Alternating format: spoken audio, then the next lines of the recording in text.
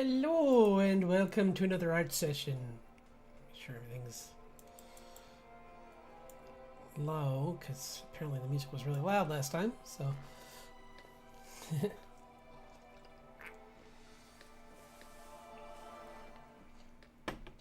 sorry. I've been working on a comic today a little bit, and I'm going to do some work on some character designs as well today.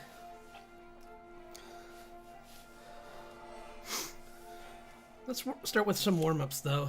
While everyone's coming in, I'll do some of those because it's been a little while since I've done some, and it would be nice to just shake off the dust because could use a little practice. Wait a second, get my Pinterest up. Okay. Let's draw different types of bodies.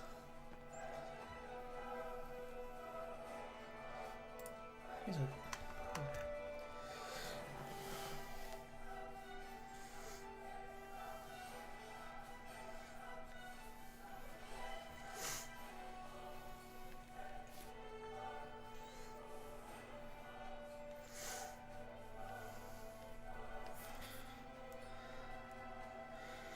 So I hope everyone's got something fun planned for this weekend, even if it's not like Thanksgiving itself based. I hope you have something fun planned for yourselves to just enjoy or just relax for a moment, even if it's not like I know some people do it to work through the holiday, and not everywhere celebrates this day. Some do it on like I think in what day is it in Canada? I forget. It's like they have something like it, but it's that Boxing Day or anyway.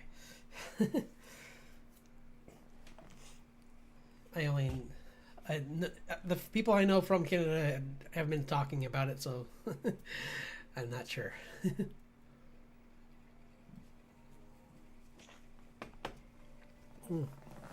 Sorry. Need some energy.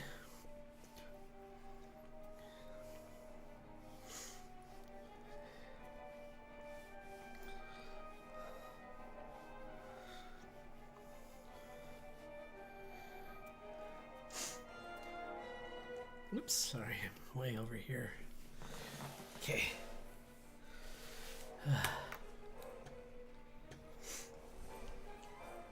Oops, where's my phone? Where's my phone? Here. Where's your phone? The phone, the phone.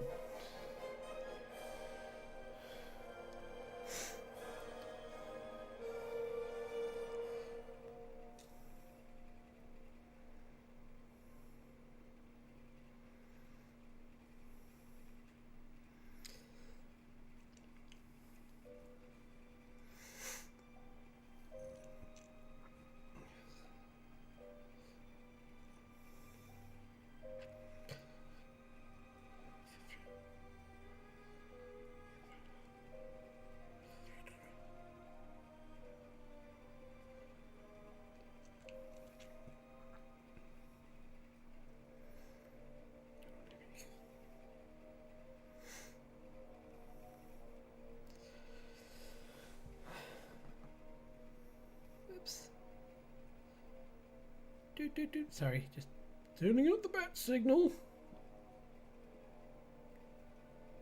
No one yet? Okay. Huh.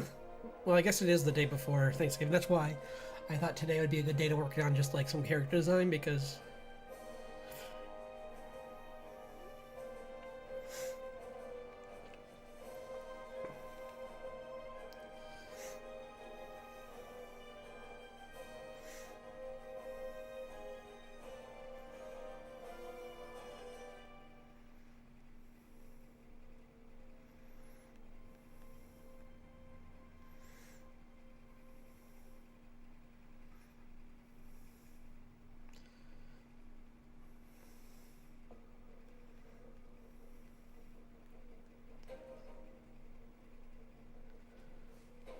sorry.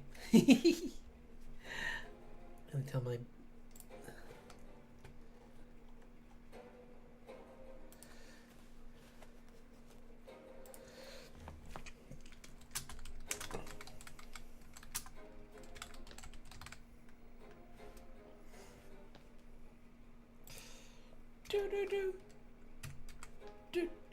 Gosh, I know these songs too well. I really need to find something different.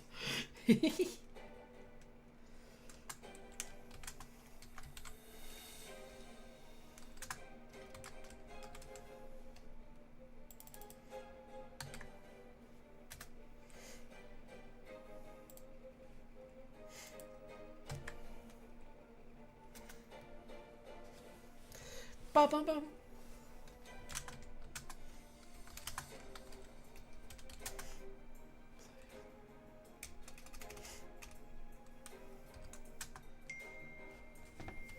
Woo!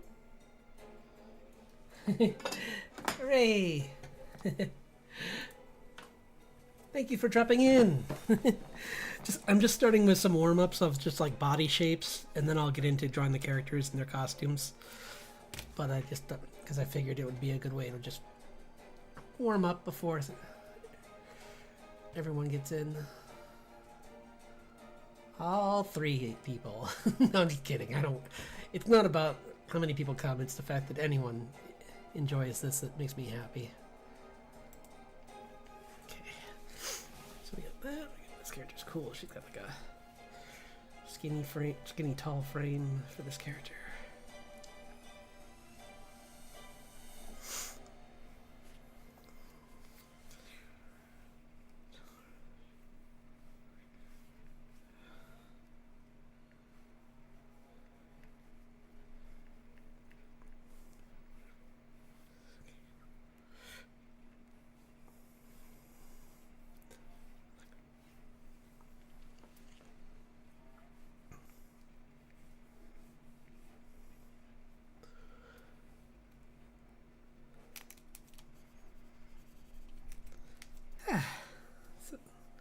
It's been a nice quiet day here. I've been doing some work on the comic. I got, this is one thing I'm going to work on today too, maybe if I have time, but it's that D&D character I was working on. I was going to clean her up, make her look nice. But I was working on a couple of the panels, and whoops, I just gave away. Well, it's nowhere near finished, so this is hardly a spoiler, but I'm updating my model. So he'll have, their wings are here too, but they're just like, well, I'll show you. They're hidden at the moment because they're in the way, but like they'll look like that, I think. I might add some lightning to them, but that'll be a later on effect once I figure out. But I'm pretty excited. Like all this stuff is really fun to. I've been learning a lot about like how to use this new software called Live 2D. I might just get it for a month if I have to, but I have a free subscription now, so I'm gonna try and use this weekend to do the bulk of it, and you get it for like 42 days for free. So I'm gonna try and get it all done over the next month.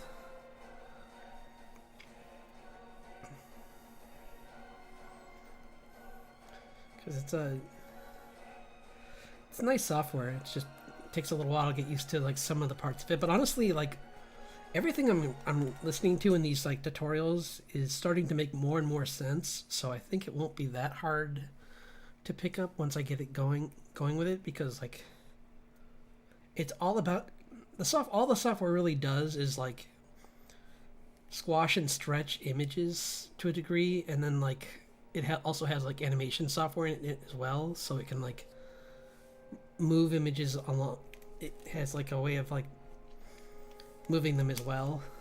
So, and it that can, once you get all that done, you can put it next to like other software that makes it so it mirrors your face, and the shapes in your design will match with your face. So when I'm talking in the future, it won't just be a huge trap opening and closing. It will be my lips moving up and down and making shapes with my mouth as I'm talking. And I'll be able to zoom in more and all the cleaner. I mean, this model already looks cleaner. Like, he's much sharper, and I'm going to clean up these lines even more, because some of them are still sketchy. But Yeah, it's pretty exciting.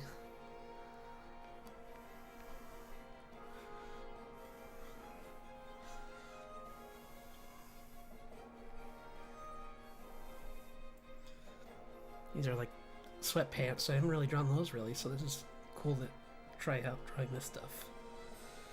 So.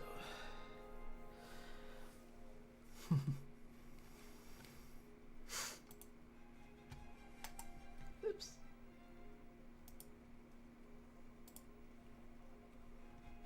Well, she's probably no problem. Let's see some other different clothing. Some of this could be cool ideas for things for Grace, like a get up like this. Well, that, I mean, even this could work for her, kind of, with like, kind of like just like sweatpants kind of look. But also like oops.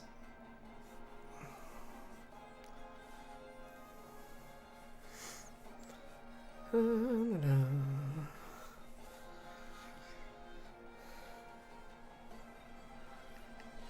think I'm gonna watch Klaus tonight. Either that or what's that name of that one? There's this film that the Ghibli studio like did a short for, Suzume. It looks really good. It's it's kind of about like growing up from your childhood and like letting go of things, but like at the same time, like it's about deciding what you hold on to and what you let go of, kind of, I think. Maybe that's what the short was kind of like. And it's about like just in the short it was about like not losing your friends in the mix if you can, or like or just making friends with them again after you've lost them, which I've had that happen. So it wasn't even really that I lost them. It's just that we fell out of contact with each other, and then we literally bumped into each other again, and it's just a stroke of luck that I found them again. I mean, we don't get to see each other much, but any time together is always valued. So I'll have to try and get together with them over Christmas, maybe. I'll probably be taking off time then, so and when I'm not working on the project or on like a couple other big projects. Oops, those are not. She's wearing a skirt, not pants. What am I doing? I was about to give her like business pants, and I'm like, wait, she's wearing a skirt. This figure. But I have a couple fun things I'm planning on doing, like I'll have to have actual examples to show you, and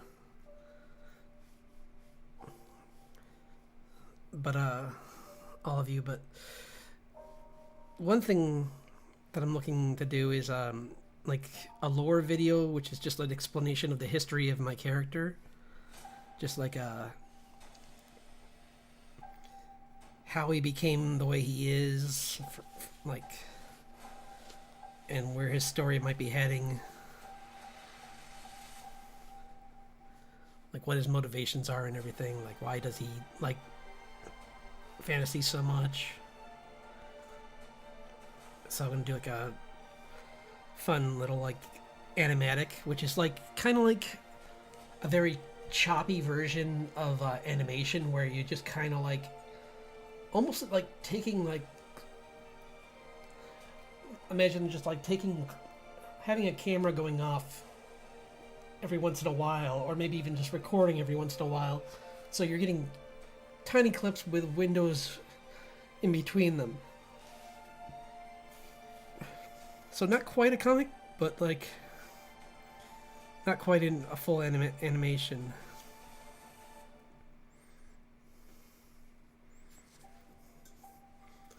It'll be tricky, but it's because it involves just some animation principles being used, and I haven't done that much of that. But I do want to learn that anyway, so I haven't drawn this kind of hair. Actually, this is a good person to practice with, because usually when I draw a hair that's like short, it's usually sharp or something, like kind of like the moth girl who's got like the hair that's kind of like more like this. But I like this one where it's just like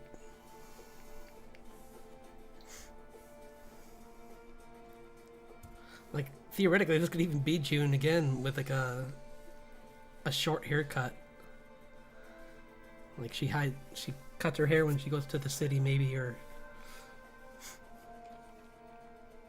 which is a possibility. I haven't done too much of the writing for the city part yet.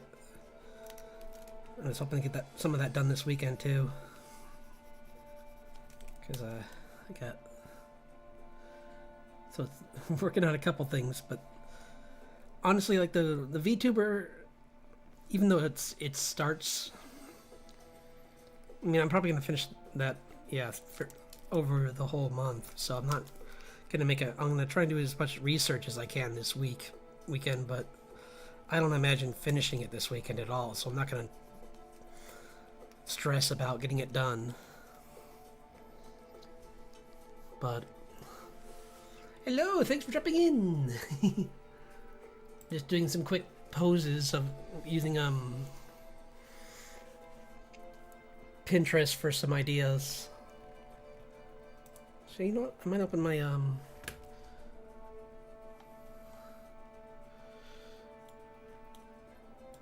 gonna open my words are escaping my brain right now. My pure ref is what I was gonna say. Yeah.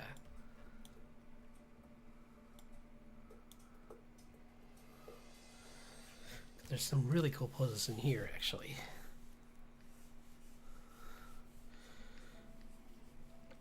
I wonder if I can put this character in this pose.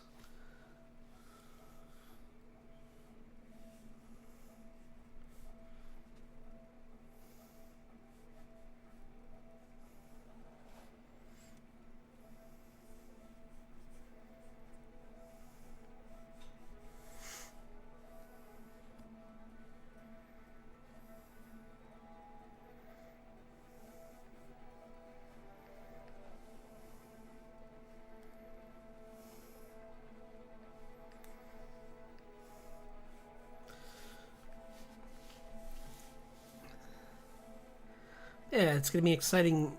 December is going to be an exciting month.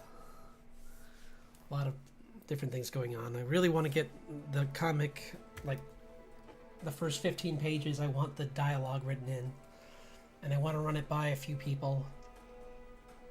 And I want to start brainstorming the upcoming story in the city. Because I got like 25 pages. Wait, actually, let's see. More than 25. I got like 35 pages roughed. But it's meaningless if they're not online in some form or another. So I definitely need to like share them on certain like forums and try and get other like artists and writers' opinions so that I can improve the writing. And because this is my first story, so I don't mind sharing the first one. I mean, that would be a really dumb one for people to want to steal. It's like, yeah.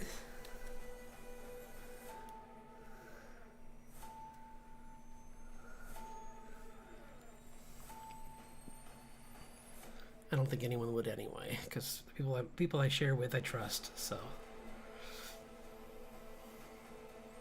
if I didn't, I wouldn't share.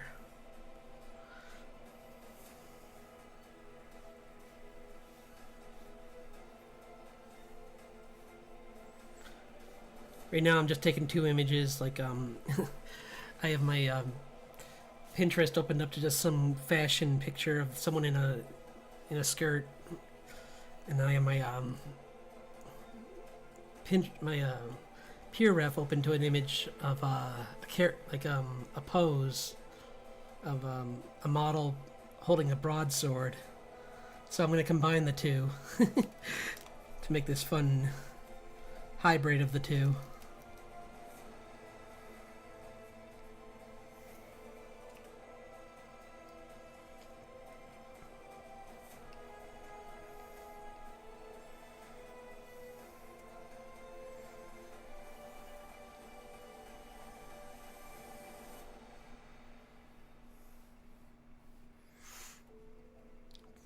A little bit wonky, but that's okay. That's kind of the fun and the point of this is just to loosen up and have some fun and just like play with some ideas.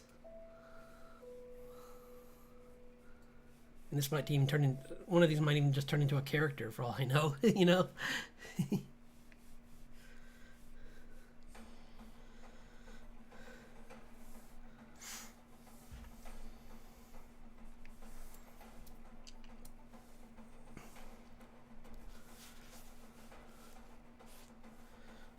So, oops.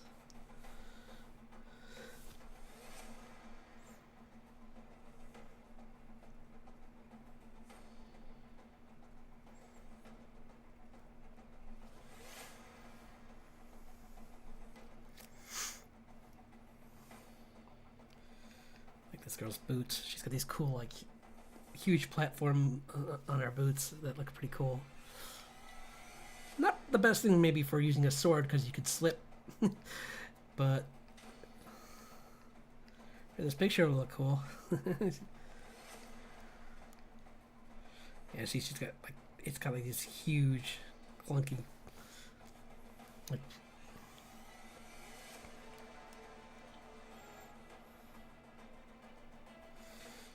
I'm not sure how comfortable these would be to use while trying to dance around with a sword, but who cares? She exists in this very specific moment, so it doesn't matter.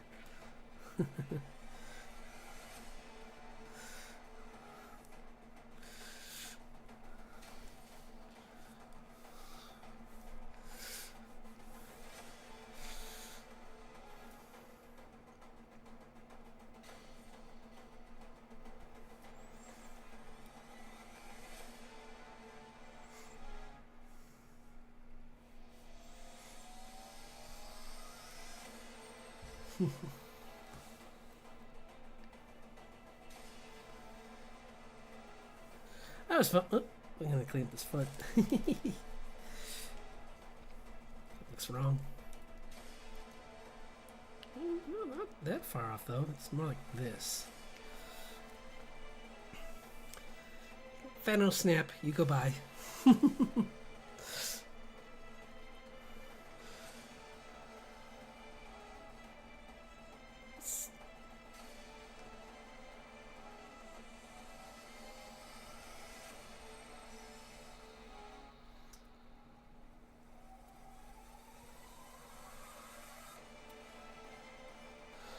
Oh, this would be a fun character to make. I was thinking of someone like this actually, so like someone in this kind of body shape, like kind of like a pear-shaped body, kind of. There's gonna be. I was thinking the girl that she meets there is gonna be look like this. I like this pose too. Whoever took this photo clearly had a sense of humor. It's like, because she's got like this like huge like, she's just. I'm not combining it all. This is all from one image right now. I'm probably gonna see if I can find a good thing to mix with this. Maybe I'll just change her where she's. I'll do the opposite. I'll find a.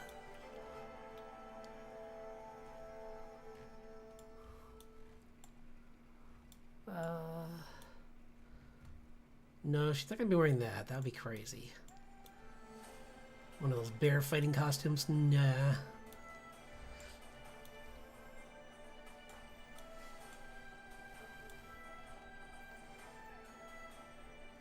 That's something this would be cool. Yeah, I'll give her this. She's wearing like full armor.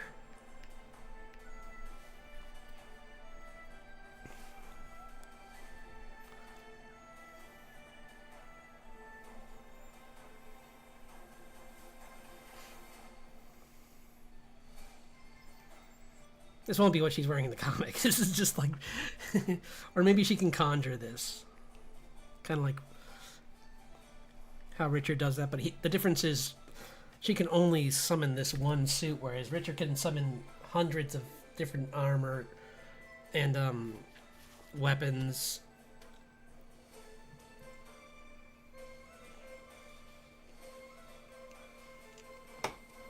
And near the end, he might even learn how to summon his car. Because maybe I'll put the car back in the comic. Maybe. I mean, his truck. Like, drawing it once was a task in itself. So I am debating it.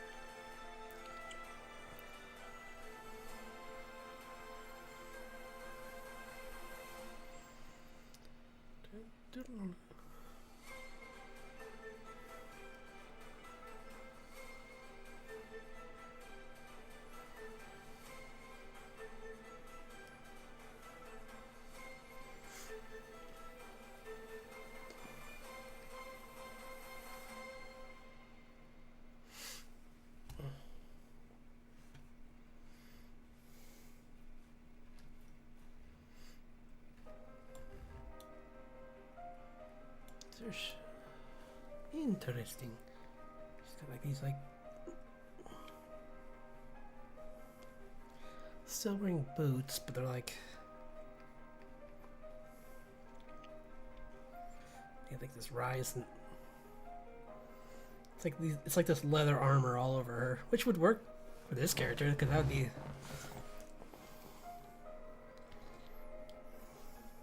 it's like leather with some like hard leather behind it.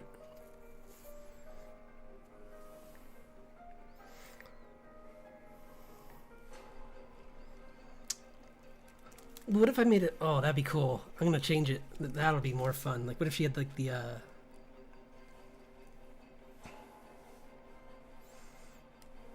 hair that actually isn't like the huge like huge Viking braids, like.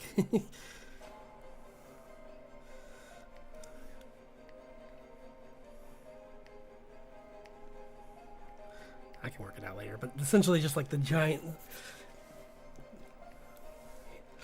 hair going like. I'll fix that. That's way too. That's too straight. It should be have more physics. Little too much product in that hair.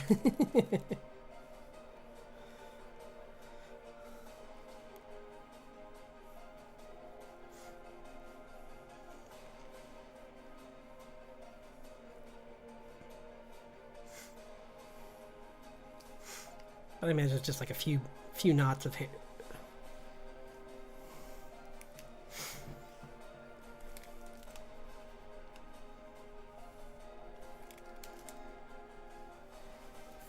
And this is just one idea for this character, and like probably. I mean, like I said, this outfit's not even going to be what she's going to be in more like practical, like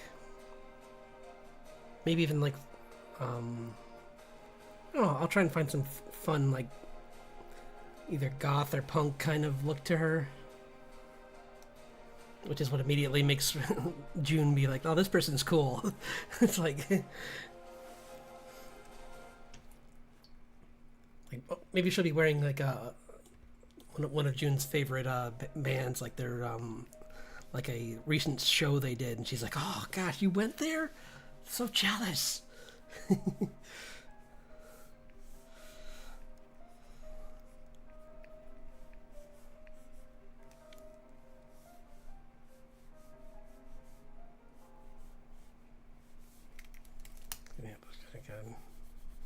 medium length sword so that it's not too unwieldy.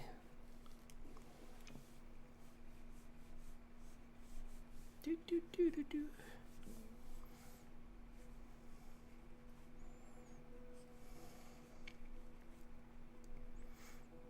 Maybe she's a elf, actually. Yeah, or an elf or an orc. I can't decide what. I was gonna say orc, actually, is what I really wanted her to be.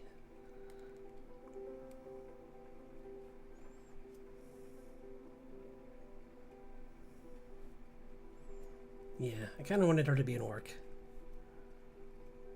Elf would have been fun too. Might be fun too, just because like you usually don't see people with this body type as elves, which would be nice. Which would be a nice like change to us, like for a background character, especially like usually. Because like do they have like crazy metabolism or something? Are they just magically like incapable of like absorbing any extra?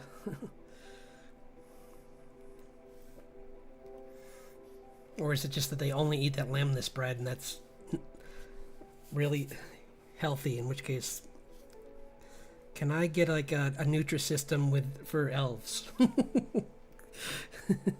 Can they send me lamb-ness bread every month so I don't need to buy meals?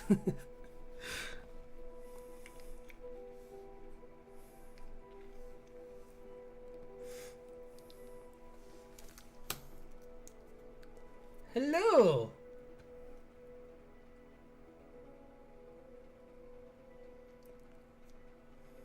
Diddy? Can I draw what now? Draw Diddy? What? What are you talking about? Saying it twice doesn't make me understand more. Right now I'm just drawing character shape, like characters. I'm doing warm-ups essentially. And then I was going to do some drawings of my characters in different costumes. But, so I don't know what we're talking about here.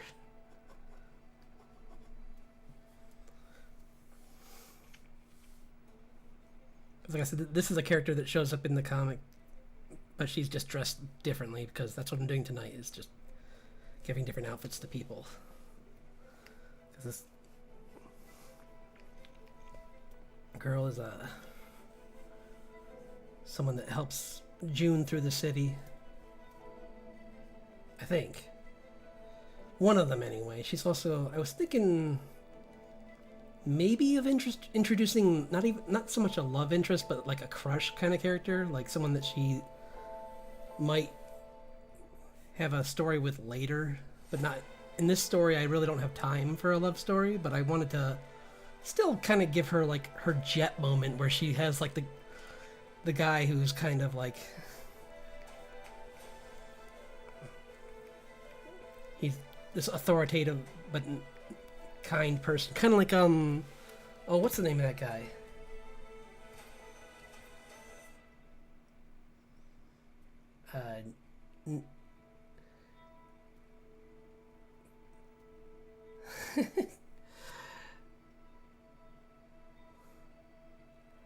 I don't know what you're talking about, buddy. This is, like I said, just a draw session. This isn't. I will have nights where maybe I'll do like fan drawing. I'll do requests, but this is really just me doing some sketches to just get back into working on this comic and working on different characters. Now, if you had like something fantasy based to ask, like, well, let's see. I don't even know what that person looks like, so.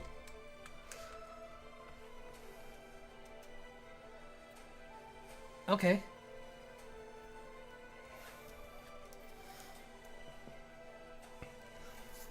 Now, see, if you had said, yeah, if you had said something like, draw him fighting a dragon or something, or something like that, I'd be like, maybe.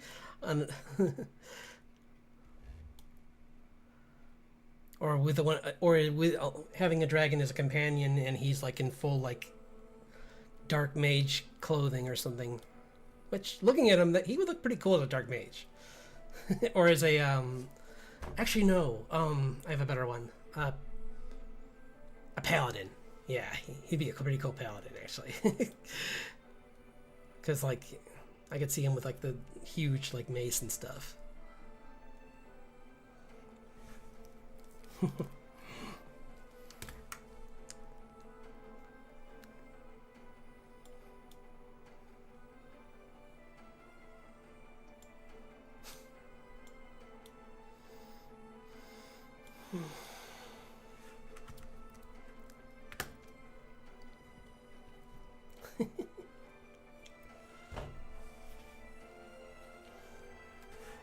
What about?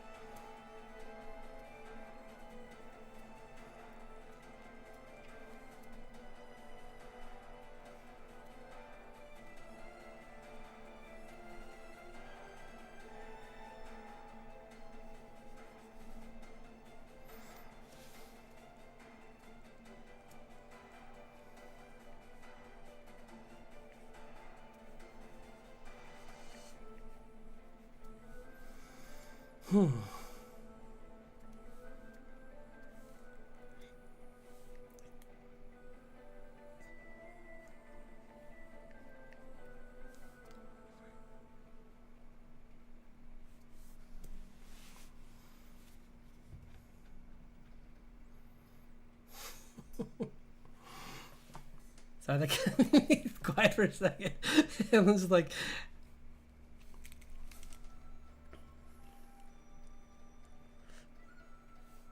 I'm just thinking about trying to draw this character. That this is just like a rough early concept of him, but this guy who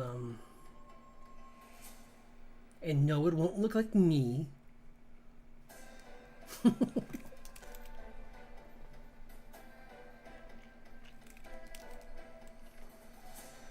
What should he look like though?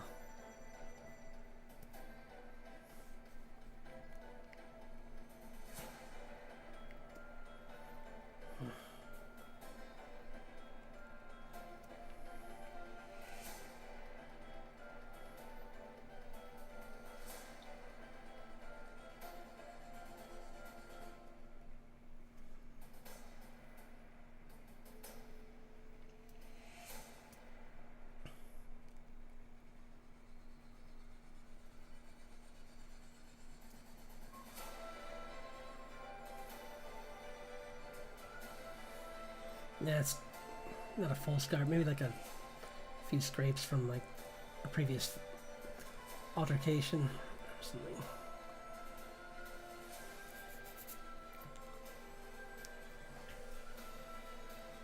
Well, thanks for joining.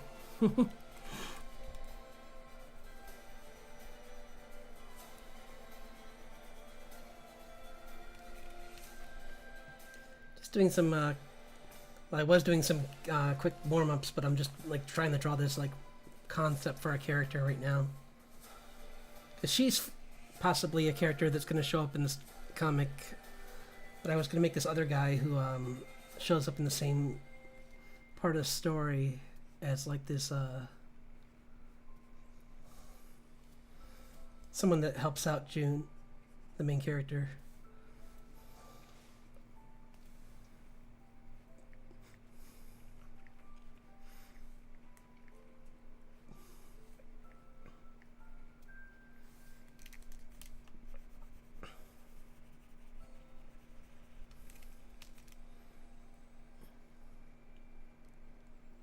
like I was saying, there's not really much time in this story for. It's going to be I mean, it's a shorter story to begin with, but even like hinting at like a future story with this guy might be kind of fun.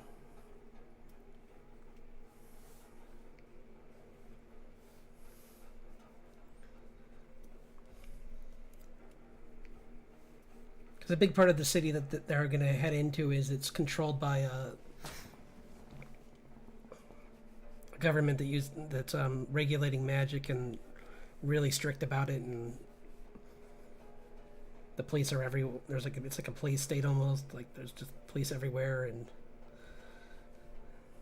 but there's different degrees of them too, though. Like this guy's going to be like more like just like a local police, where he's just kind of, he knows everyone and he's there for the community. He's like third generation of being in the force, so he just wants to help out. So when he sees that she's almost going to get in trouble, he immediately goes to help her. Kind of like that scene in Aladdin, I'm thinking, where he saved the princess.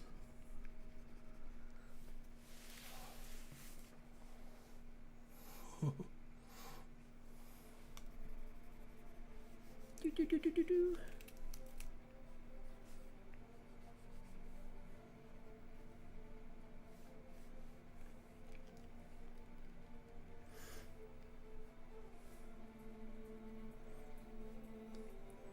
It would.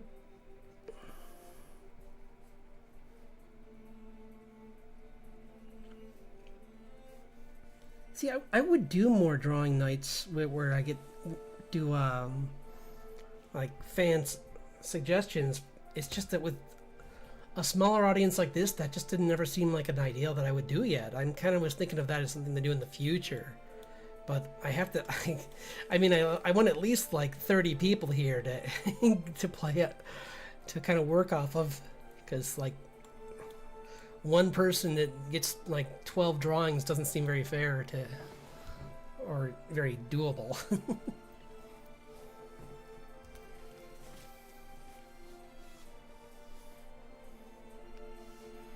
So let's do. It's been 42 minutes. Let's work on the. Let's actually go.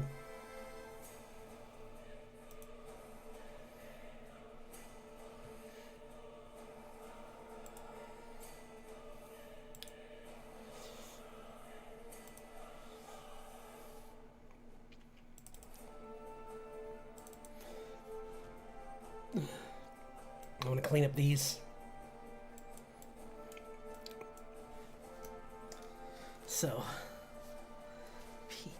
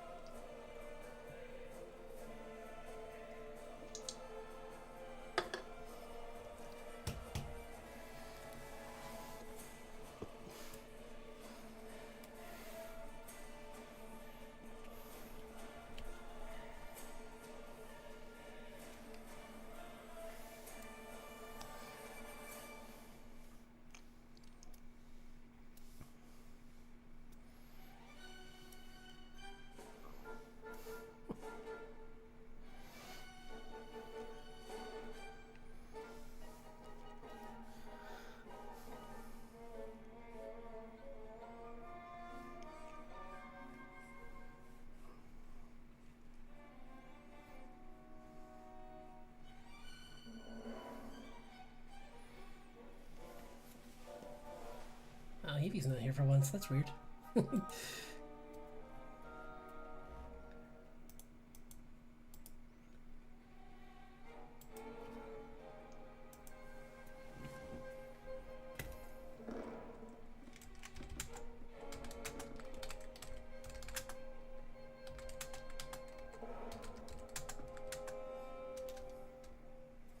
Yeah, it's not fair to just.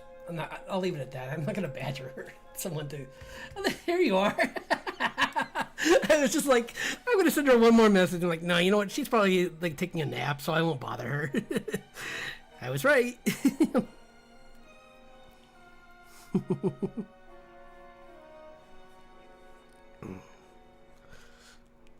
Yeah, you didn't miss much. I was just doing some warm-ups. I was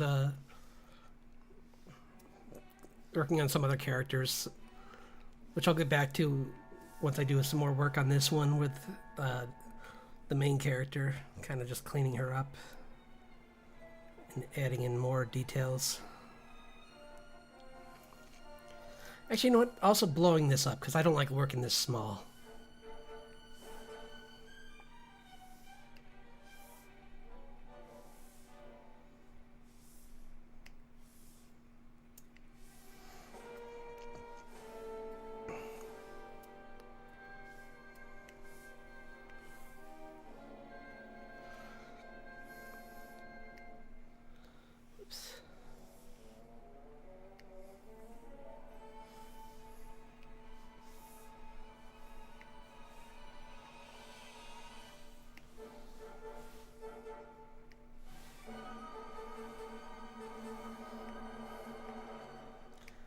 There we go, that's better. Can work on more of our details this way easier.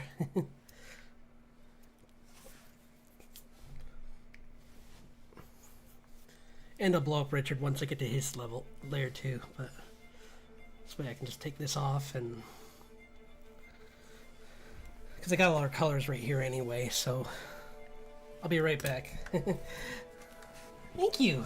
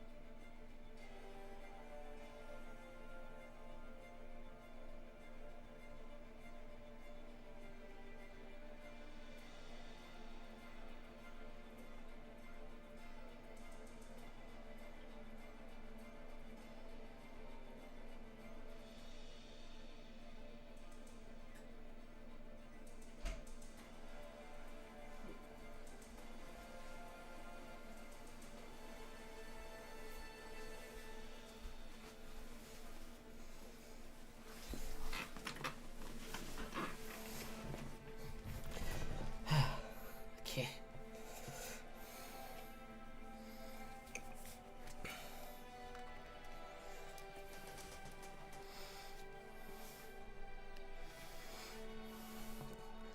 I'm back. Yippee!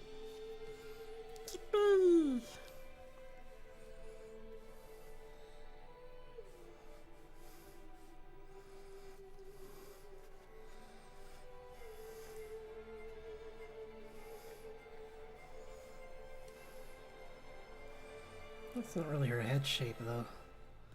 Gotta kind of clean that up.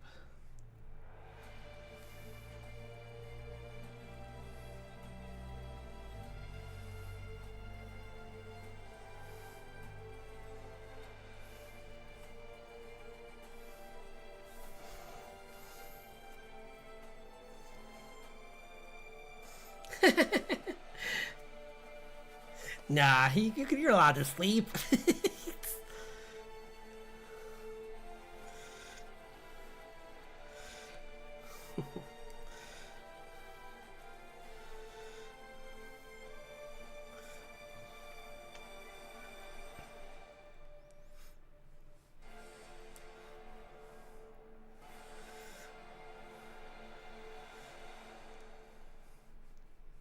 Yeah, I just wanted to make sure that I sent you the message, and yeah, other than that, I don't mind.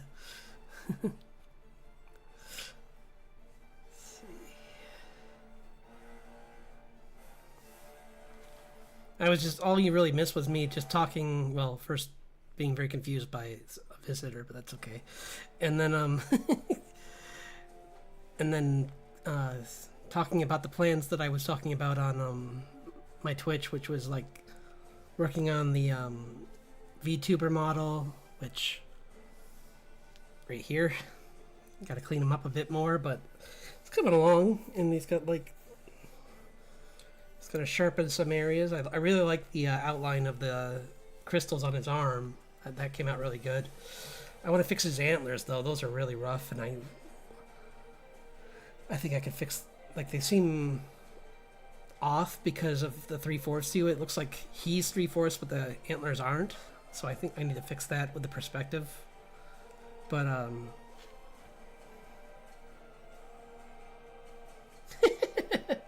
yeah, tell me about it. Thanks.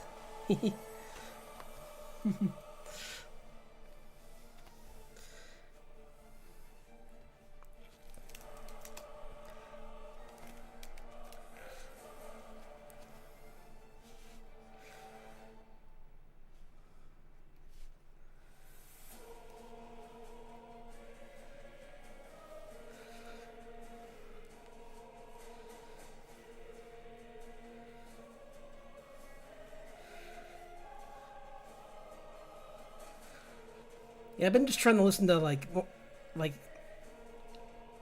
some more like energizing music when I get really tired.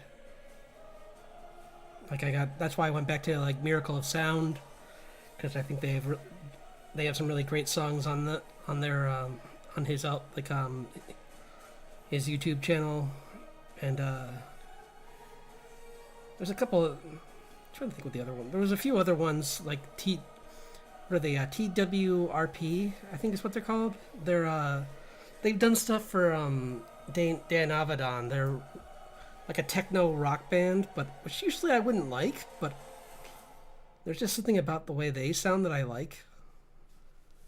And maybe it's just because I was introduced to them that way, but like they just, for some reason, they sound alright. Because most of that other stuff kind of like is in one ear out the other, kind of, with me.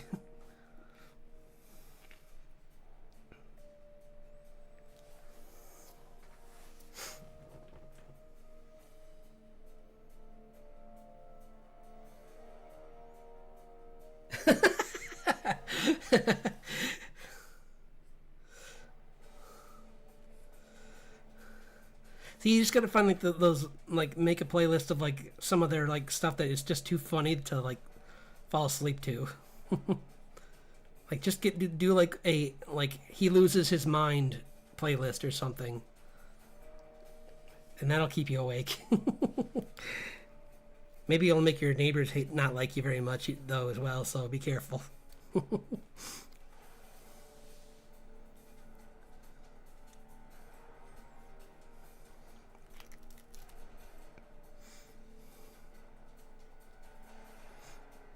That is something I'm trying to be careful about too, because like I always like I'll hear them upstairs like coughing their heads off or something, but I'm like, it goes two ways. Like right now, I hope that I'm not keep bothering someone with the stream and just talking out loud, because that wouldn't be fair. They're just trying to relax after a hard day of work, so.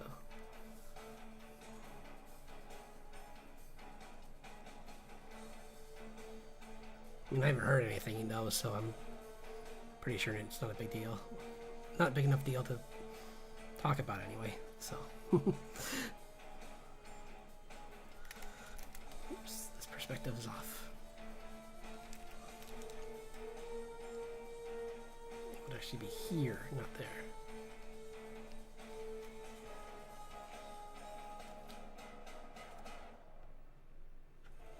Yeah. Yeah, they would definitely have let me know by now. It's been a couple of years of doing this, so if it was a problem, I would have heard it from someone. Passive aggressively or otherwise. But I mean, I've just been lucky with neighbors, actually. Like, they're usually pretty amazing, so. If they make like a small amount of noise here and there, it doesn't bother me at all. Especially because it's rarely like, if it's later at night, I think people just sometimes accidentally like will step around in their apartment and not realize how loud they are. And that's fine, because I'm sure I would do that too if I was above someone. Like you get up at night and you're tired and you just like kind of like trudge to the use the restroom or something, and you're like you're not going to be thinking about like I must delicately like step one foot after the other quietly. It's like no, you're just gonna like stomp, stomp, stomp.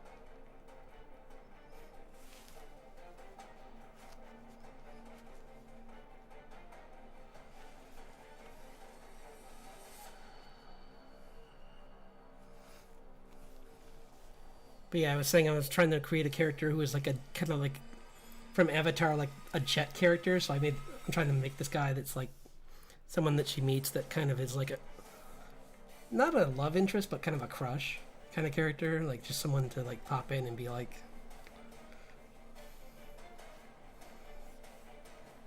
temporarily there to help, kind of like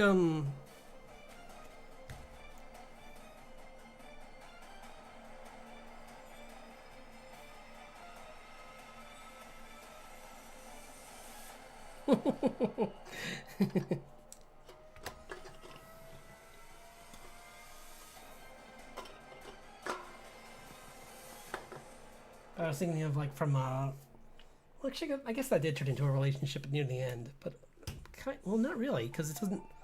In that story, that didn't. I think in obviously not in the original either. Actually, now that I think about it, with the knight and Esmeralda, where he just kind of shows up and is like just generally just a knight. He just does his knightly duties and is like. I mean, he's impressed with her, but nothing ever really comes between them.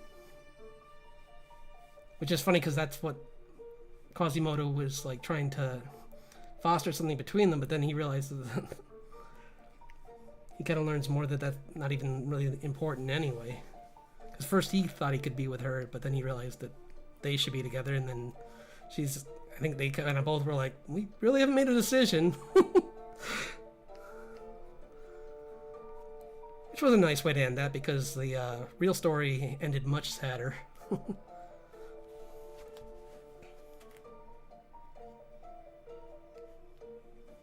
Yeah, no, it wasn't.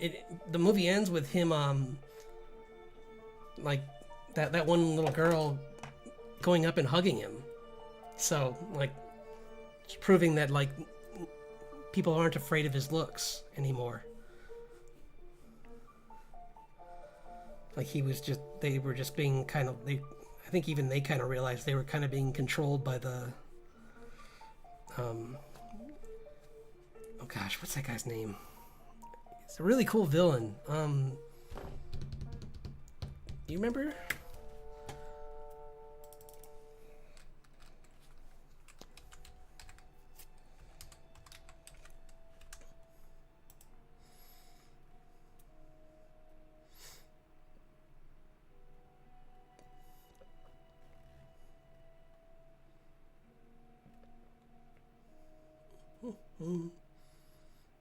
Gosh, I'm blanking on that guy's name.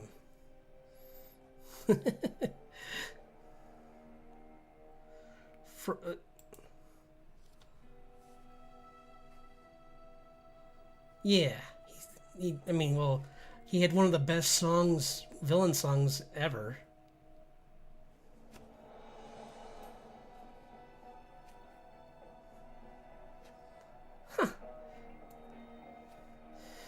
Jim Cummings actually played just a guard in that. That's kind of funny that he found a role for him, because he's everything. So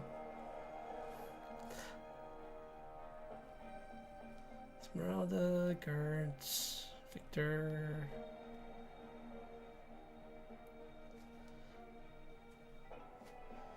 Wait, isn't that him? No, that's someone else. How am I not? How is it not here? He's the villain. Quasimodo, Hugo. Yeah, Frollo. That's why. Because it's just here it just says Frollo, but his full title was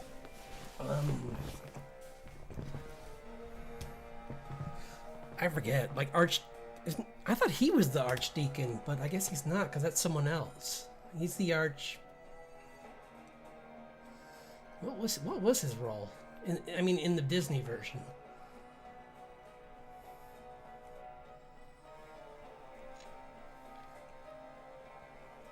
Oh, wasn't he a political figure in the Disney one because they wanted to separate from the church?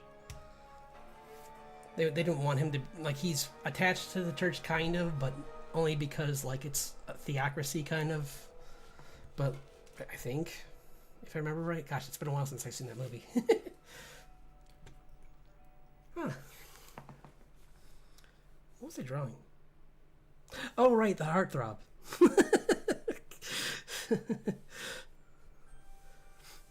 But I was mainly working on her. Yeah, like the Jet character that she meets. Don't worry, he won't have the same fate as Jet, which we never did find out what his fate really was, but it couldn't have been good. I can't imagine getting hit by like a pillar of rock being a good thing for your body.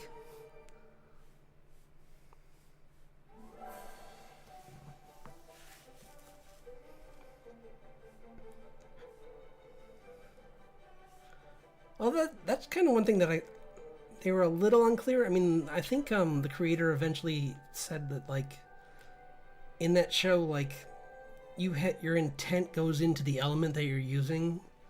So like if you just want to like give someone a bop in the head without like wanting to finish them off, if it's a big rock, it will still like break apart when it hits them, I guess. Because otherwise, earthbending would be so overpowered. It's like, oh yeah, I just launched like half a building at you. Keep throwing those flames at me. I don't care. I just dropped a house near you. Dodge that.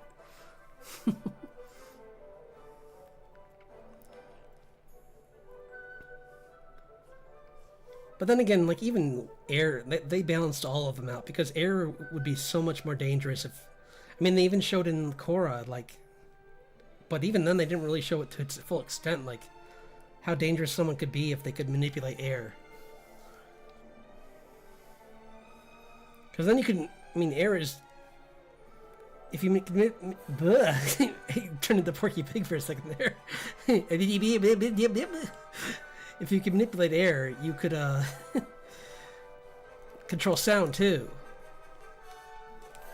Possibly. I don't know.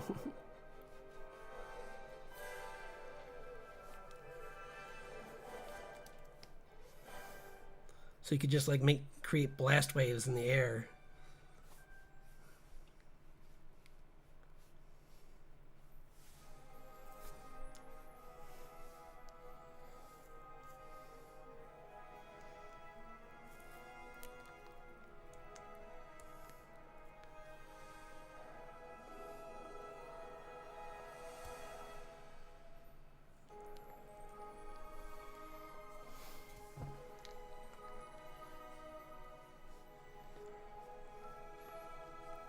But earlier I was saying, I think tonight I'm going to, like one movie I'm definitely going to try and check it out over this break is probably Klaus, because with setting into the season, that seems pretty perfect.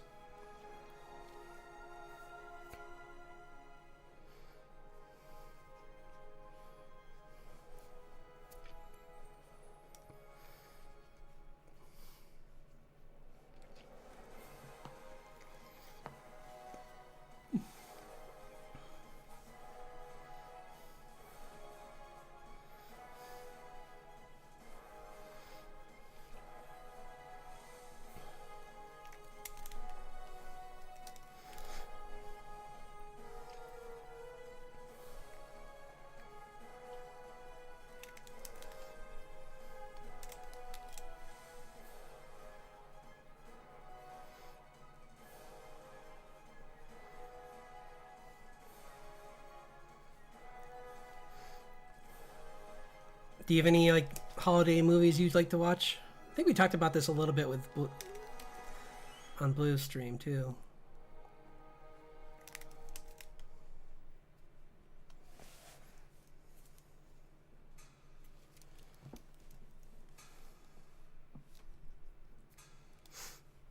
There's a couple that are pretty good, but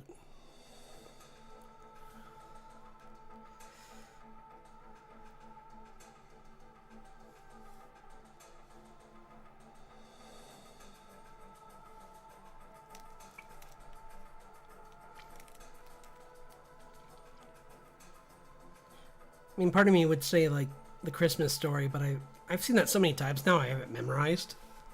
So it's kind of like up in that same area of my brain that like Simpson quotes is, because it's been on so many times.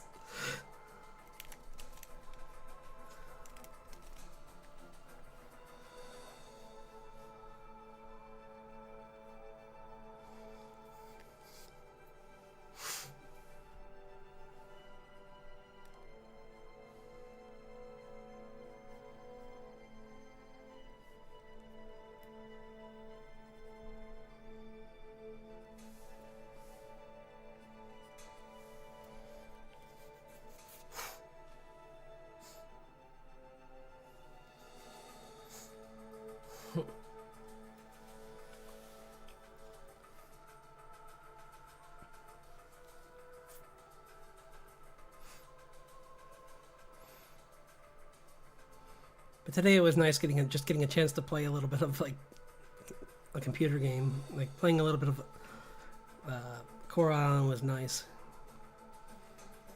because they did make a recent edition with essentially they just fixed some of the like game mechanics. Essentially, like they made it so that like things that in other games I wish they would do too, which is things like telling you when people's birthdays are, which in a game with like relationships and everything is always nice, because then you get you know exactly when to like offer them things, and like it'll tell you like where to go to get like certain character events to happen, which is so nice, because in the past I used to just be like walking around like, okay, this character is at like 4 stars with me, which means there is going to be a new event, but I don't know where to go to set it off. So I'm going to go to every place that they supposedly would go in their cycle, and maybe it'll trigger somewhere. And now it's like, just go to their home. Like, oh, between these hours. And I'm like, perfect. Because how would you know? Like, I know you have infinite days to do anything you want, like in Stardew, but like, I'm a busy farmer. I'm running 2 farms. I don't have time to just stalk people.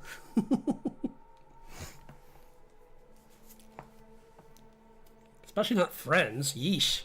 No thanks. That's the wrong message. Hello, I just randomly thought I'd walk through your house. Don't mind me. Uh-huh. Changing the locks. Got it.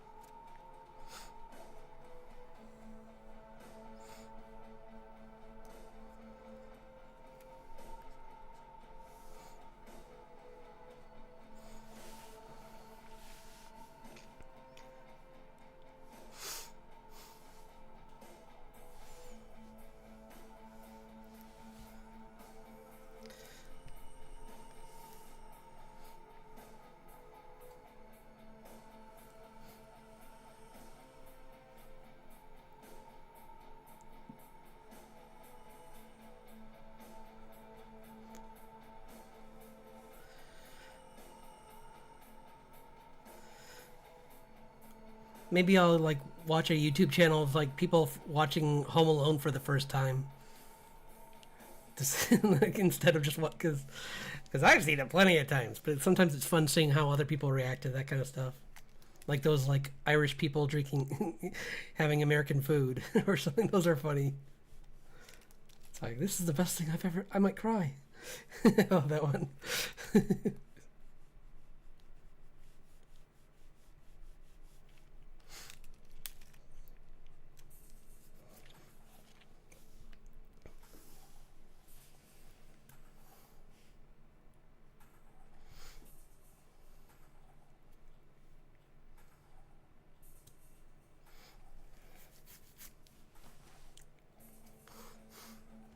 That, or maybe one. Maybe I'll put on, if I'm just working on my model. Maybe I'll just put on like people making cool like art, like making sculptures out of food, like, you know, like those things like they do for Halloween, but do one for Christmas. Like crazy like buildings or something out of gingerbread, or I don't know. I'm just thinking of other things to do other than just like watch the same old stuff.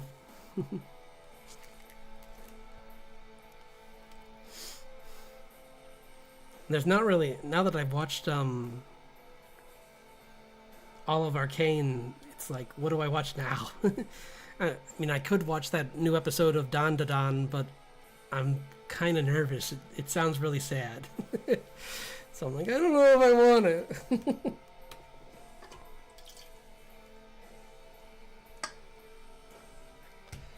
Yeah, you know, just like, I know of a few YouTubers who have cooking channels that are might be kind of fun to watch.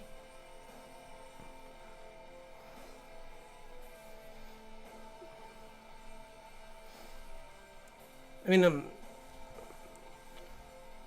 I'll be honest, I'll probably be pretty tied up with other YouTube videos on like tutorials, so it'll probably be like, watch a tutorial, try to do something, watch it again, and pay more attention. Try it again, and then repeat.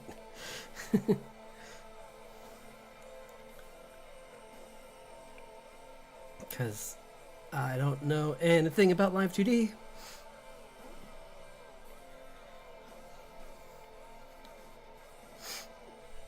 Like, a lot of it seems like things that could be picked up not too with too much difficulty. It's just getting used to it. It's the trick, though. It's like, so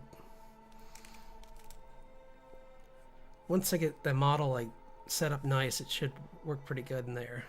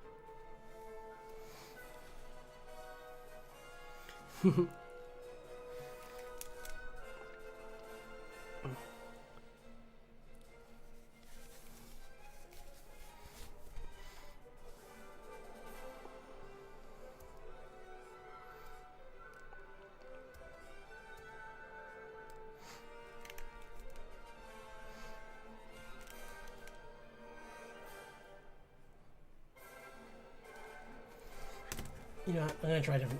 I'm gonna look at a different playlist. I'm getting a bit bored of this.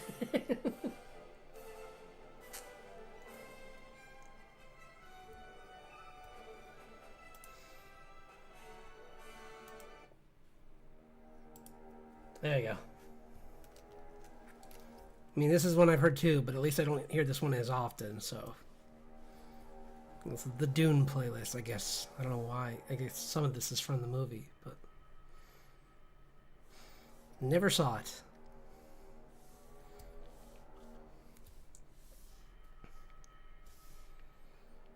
try some other costumes for her too.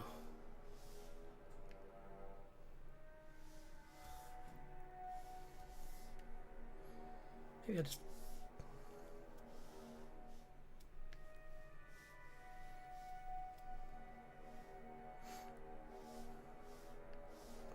What we'll do is just move these both over.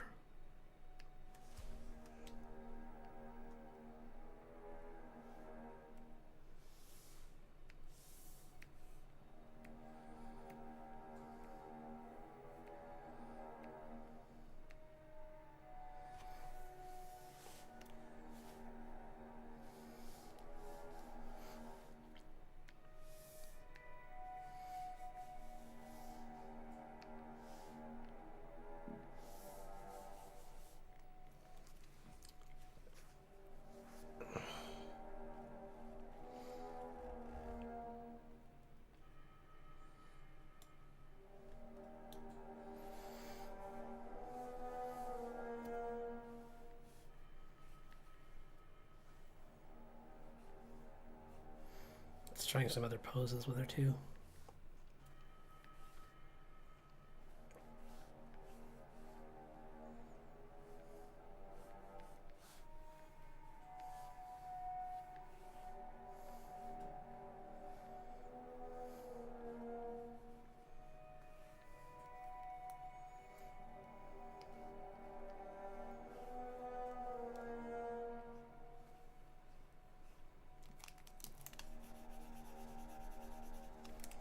Not far enough. Too close. Well,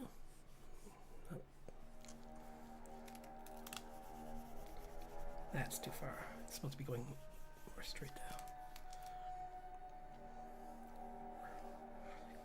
This.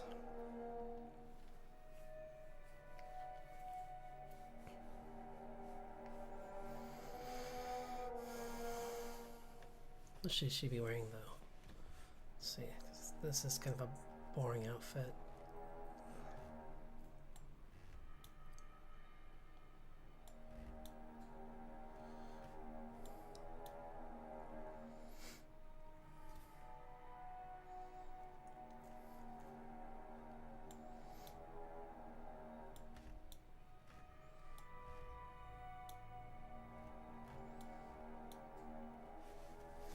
Actually, this is a better one.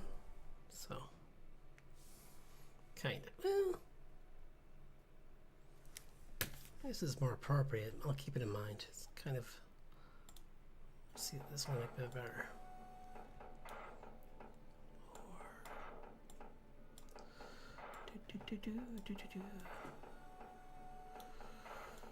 Where are?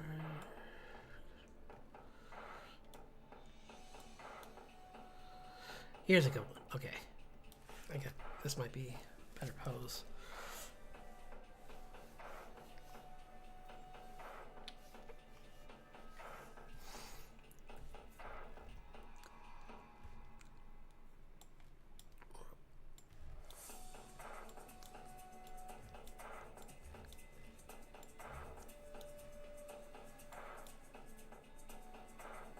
Thought it was, but one second. I swear there's like these. I started to organize these, but they're a bit all over the place, so bear with me for a second.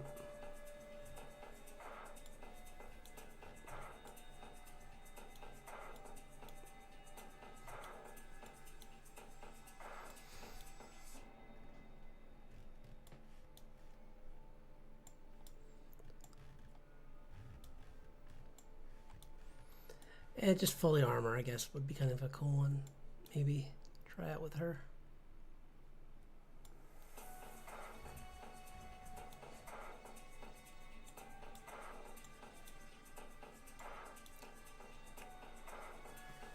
Yeah, let's stick with that other one. This one here that the first one I was going to do, but just like change what she's wearing with it.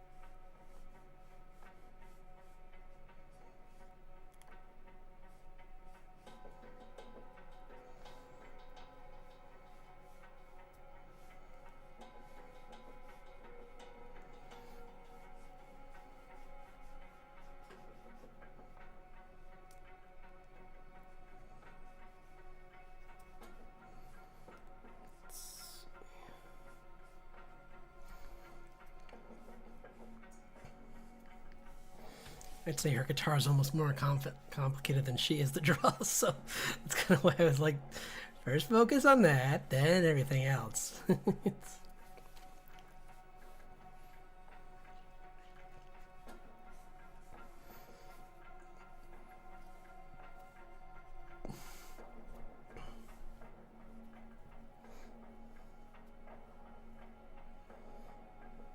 did this too high. Maybe not. I mean, she could be kind of like...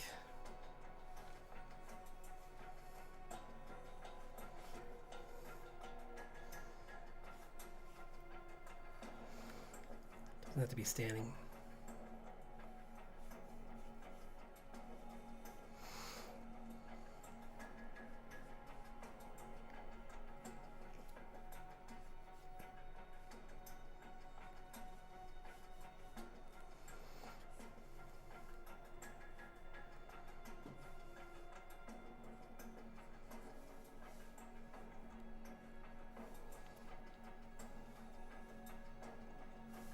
Nah, I don't like this. Maybe do a totally new character, actually. Like... I mean, I could keep working on Richard's, actually, or I could work on... Yeah, I can try to draw something more common for him, or for her. I have someone else, actually.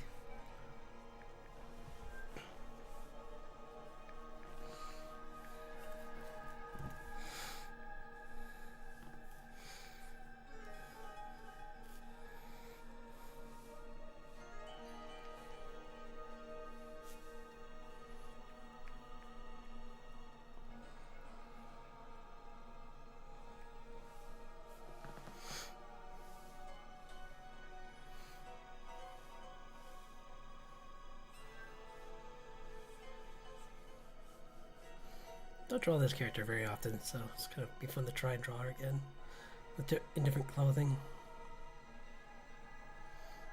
She's like... She was a character in the original story, and she's gonna show up in the city, so it'd be good to get used to her again.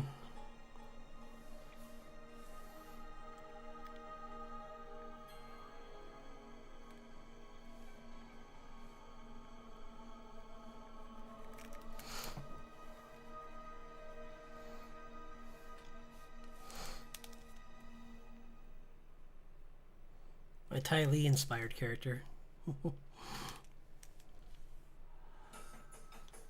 Adult Ty Lee.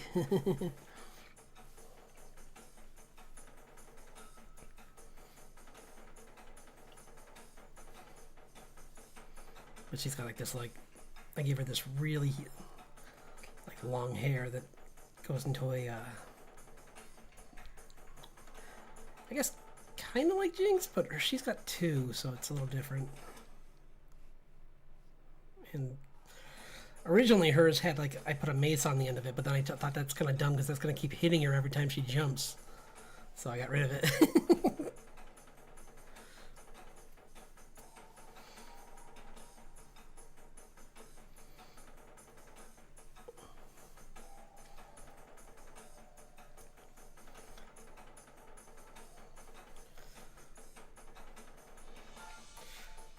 I'll give her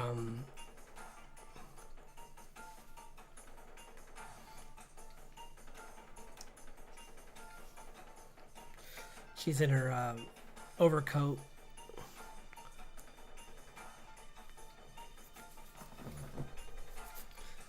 With the ripped sleeves so that she can move around.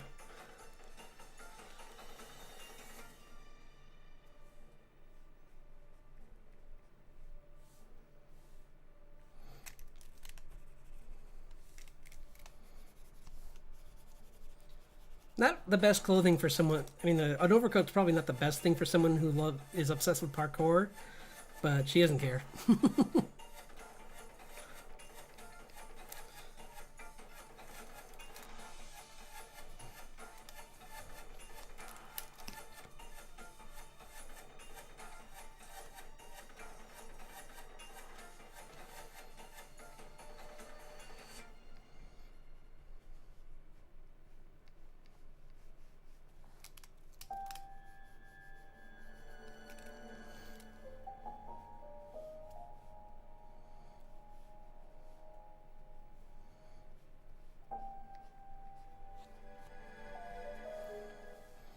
and she's got like these runes all over her clothing so that they enhance her strength and speed. So she's basically kind of like Batman Beyond, kind of. Like she's stronger than an average human, but not like so that she can take on things like people that are using magic to enhance themselves. She's like she's a private detective, and she's gonna help Richard find his wife.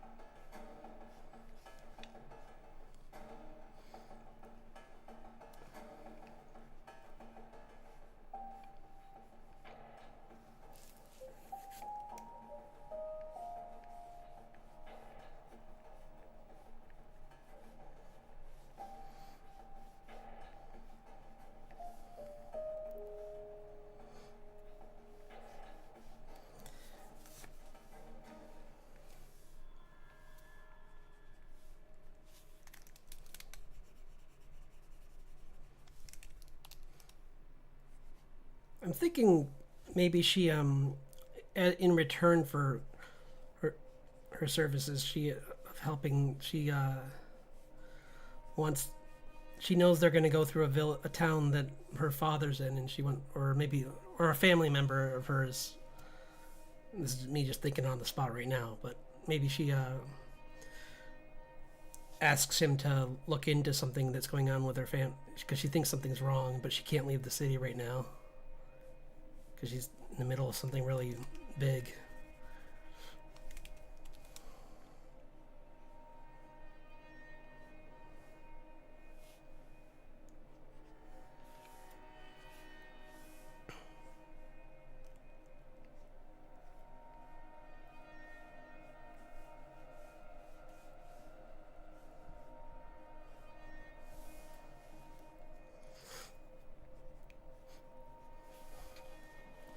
Actually, well, no, that already happened. Never mind. I was gonna say maybe she wants him to look in on oh, you know what it could be? She instead of that, she an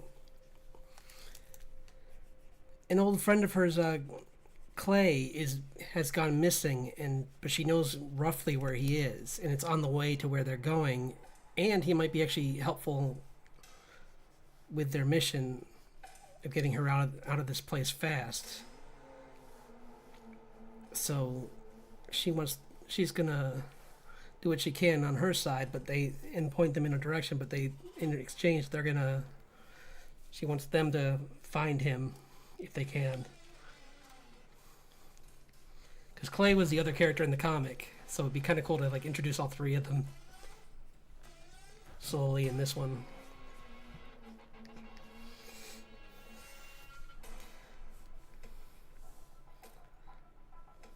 This is terrible. I'm gonna get an actual pose. that was all just randomness. Like the character was fine, but there was no pose, so it didn't have any. It was just randomness. I like it. Let's see. This is a better pose.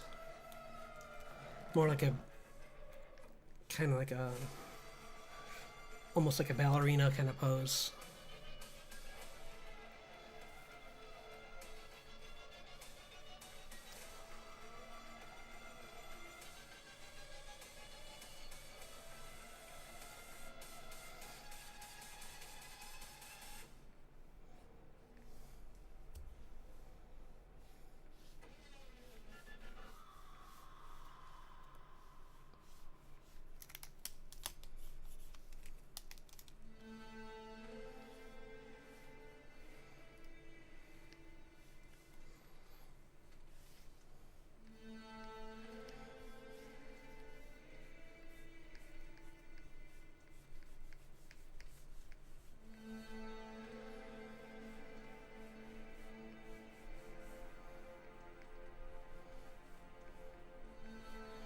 But that's all just rough ideas. I'm sure, like I said, I'm going to be working on that this weekend, and that whole arc is something I want to write up this over this break.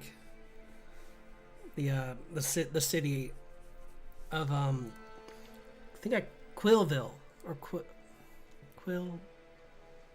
Man, that does not sound good when I say it out loud. It sounded good in my head. I'll work on it.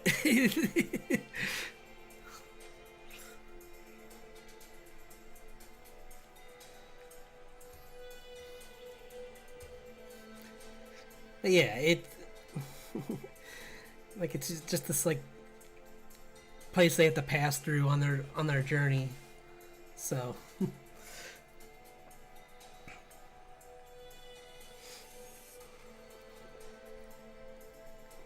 and it kind of is like your first glimpse into like the new world order with these elves that stayed behind, and like some of them just wanted a quiet place to live. Others became a little bit more interested in just like owning pieces of the world because they could live forever. So it was kind of hard. They grabbed what they could, in because they knew the humans were desperate for help.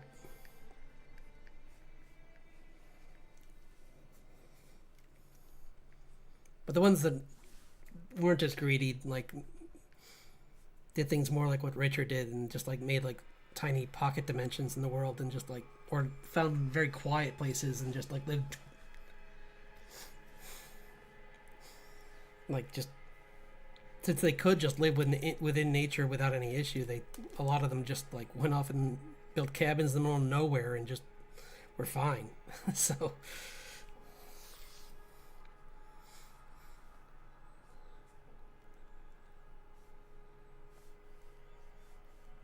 And don't worry, it's nothing like Bright. I'm not gonna just like show an entire like structure and then just like be like, anyway, never mind. It's like anything I show is gonna have some aspect, or it's gonna have some impact on the story.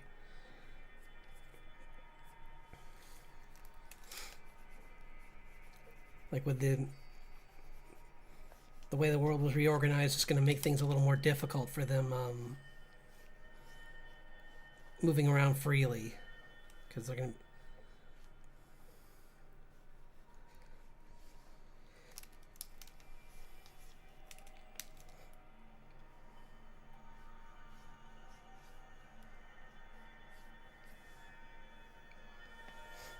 I might even, just because of how different fairies are, and like between each other, even like this might even turn into more like Ushishi or oh, what was the name of that one with the girl with the bike? Oh, am I blanking on it right now? But yeah, there's this one that's kind of like this, like it's like the Japanese Incredible Hulk, essentially, where like this girl's on a bike that can talk, and like every village she goes to, there's like different like properties to that village, and like it's essentially just like a way to write a whole bunch of short stories with a main character. So maybe throughout this, that's what happens, where like they really just keep finding small places, these small cottages and small villages that some that, or like in some cities, like the one that they run into early on, that were more affected by like things, but later on they might find places that aren't as effective and are much more quiet, which almost makes them think about like leaving their village, but then they find out more about the village and they're like, nope, it's horrible here, never mind. Gotta get out of here fast. Also, I mean, they can't stay anyway. It's not really... They're in a mad dash to get to her mom.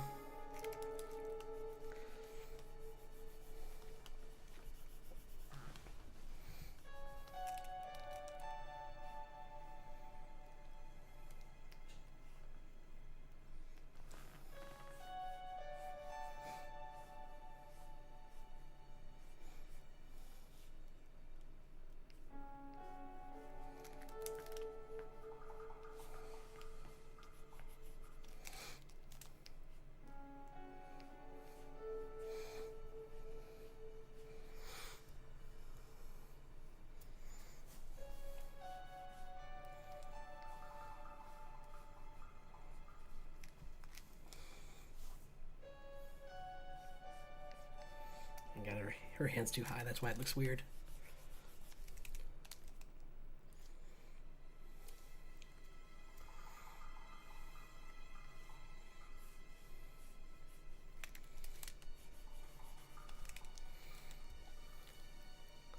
Also, it's someone in a trench coat doing a ballerina pose, so I shouldn't be really trying to dissect this too hard. It's weird already. I don't know.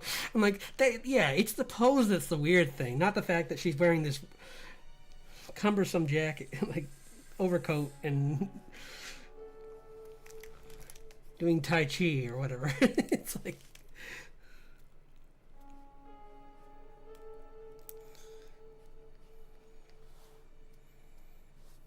Yeah, I'm having difficulty with this. I'll do another one. I'm not just deleting here. I'm just making a different layer. And maybe doing a different character. Like, oh, I know, I can draw the giant woman. What's her name? The matriarch. I'll draw her because she has very different clothes. I'm gonna look up. I swear I have something for her. Like of her, like more. She has like formal wear, and I kind of want to show her in that.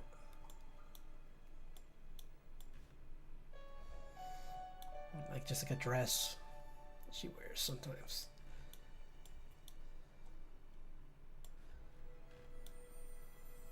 No. I guess it's not in here. I thought I had dresses in this list. I guess this is more the action stuff though, I guess, so it makes sense it wouldn't be here.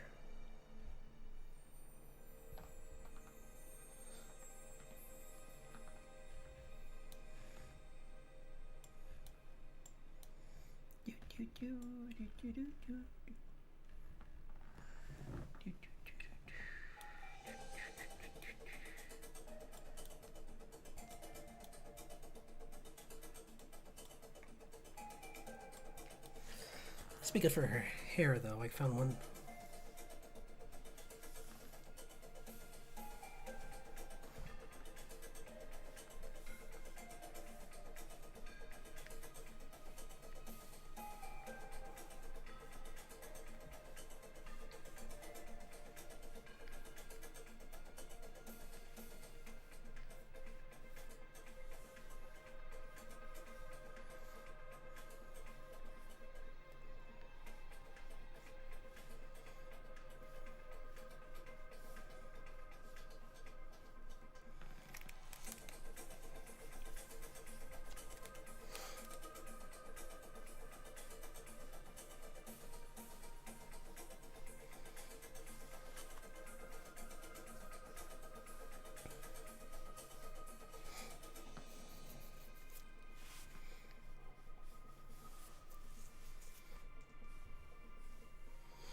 She was from my original story, and she might pop up in this one. I don't know.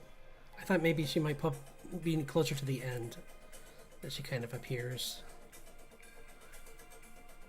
It's kind of.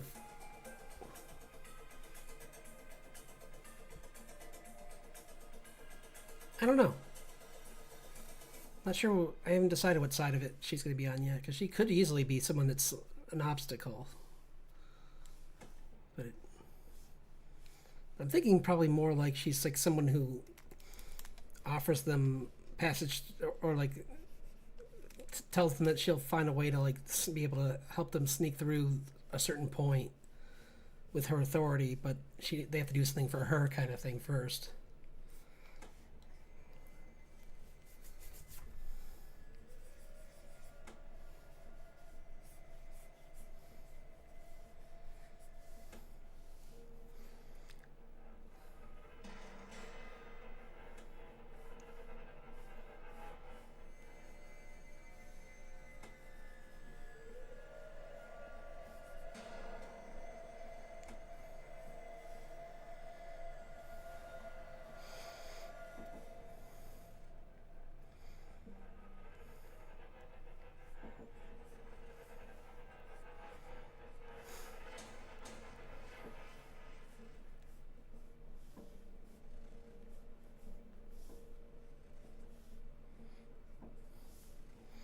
funny, like between like Resident Evil and the new in Arcane with the one, oh gosh, I forget the name of the one character, her mother.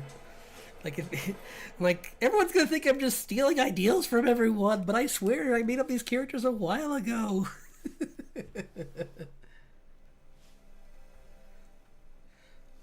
I, yeah, Wednesdays and Fridays.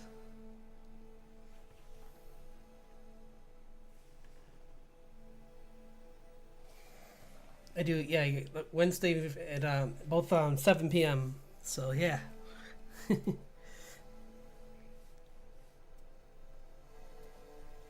yeah. Don't you hate that when you're like you're trying to come up with you come up with an ideal or something, or like for like a story you're writing, or even like a song you're writing or whatever, and then like you're like, oh, it's totally original, and then like you like a month later while you're like halfway through it, like you just go online, you hear something, or you read something, you're like, oh no, this has been done like at least several times before I thought of it. Oh no, I thought I was clever.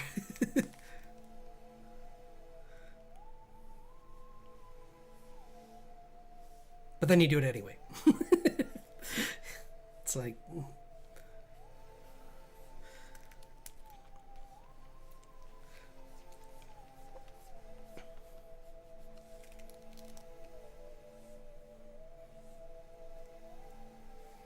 well, nothing's there. It's impossible to be 100% original no matter what you do, because nothing is created in a vacuum.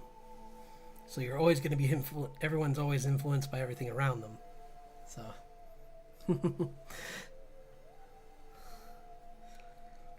it's just funny that so much of my comic was like, so this character, she has these bracers that are really make her really strong. I'm like, oh no, that sounds just like an arcade. But I drew it before I ever saw the game, I swear. I mean, to be fair, actually, what I was basing her bracers off of was Battle Chasers. There was a young girl in that who wore these huge gauntlets, and it made me kind of think of like,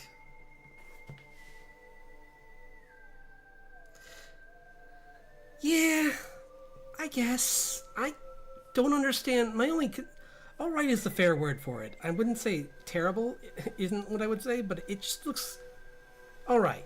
It looks meh. Okay. Like I don't quite understand why they're so scared of CG when Jack Black's biggest movie of the last few years was him being a CG character. It's like, guys, just let him be a CG character again. If you want the main characters to be like, actually no. You know what? I'm not.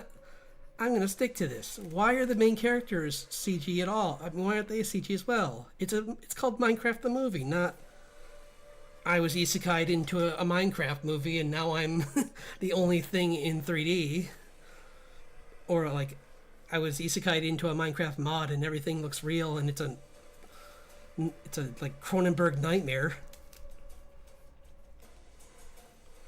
Like Hollywood, stop thinking that real is what people want when they're going to escape to a movie theater.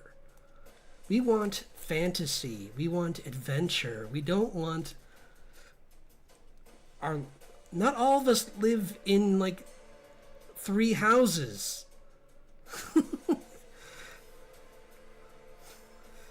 Some of us are scraping by. And it's like these people think that like everything's amazing in the real world and that we all want to just always be in it. It's like, no. I want to see a cube version of Vin Diesel punching. Yeah. That's what I'm taking from it. You know what's funny is that I've seen people I need to check them out, but I've seen like trailers for like fan made Minecraft movies that it would be better to watch if that's what you wanted. Like there's so many out there that people have made that are pretty impressive.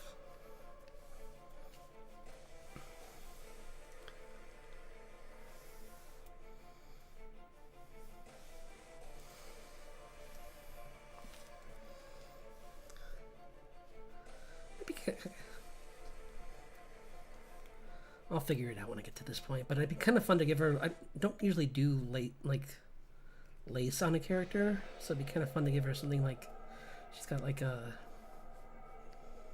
dress like this, and then this is all gonna be lace here, like a pattern.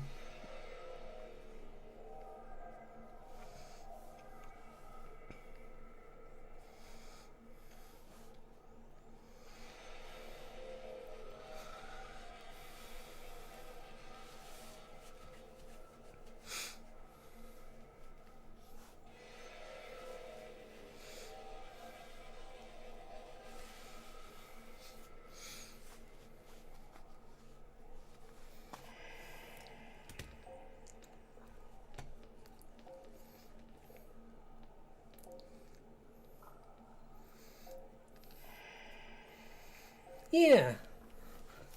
I mean, it's just like sometimes it works. Like, oh gosh, District 9.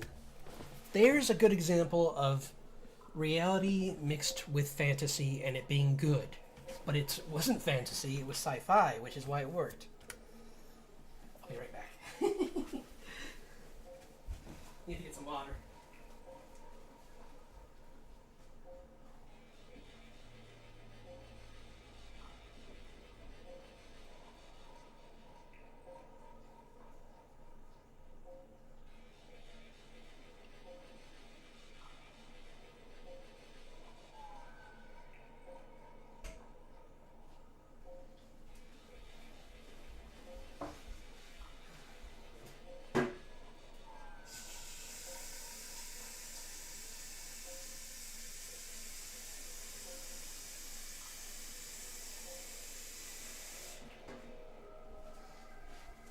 Yeah, I just think like it would be. I think that's why I always get excited when I see like, or for a moment anyway, I get excited when I see a like book being translated into a movie, because then at least it's a period in time that someone wrote it. Usually, unless the director thinks they know better than the writer and they want to modernize it. Ugh. Why?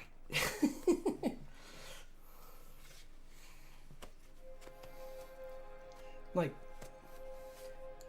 that's the one thing from Jurassic Park I thought was okay. I mean, to be fair, Crichton loves the movies. Like, that's one of the rare cases where, like, the movie was so good, the first one, that, like, he made the second book to be a movie.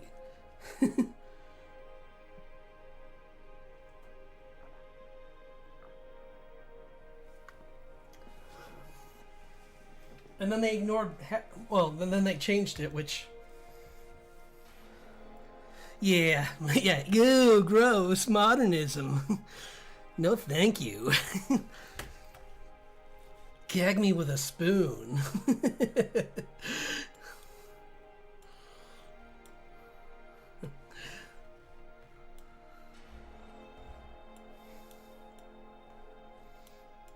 Trying to find a good pose for her.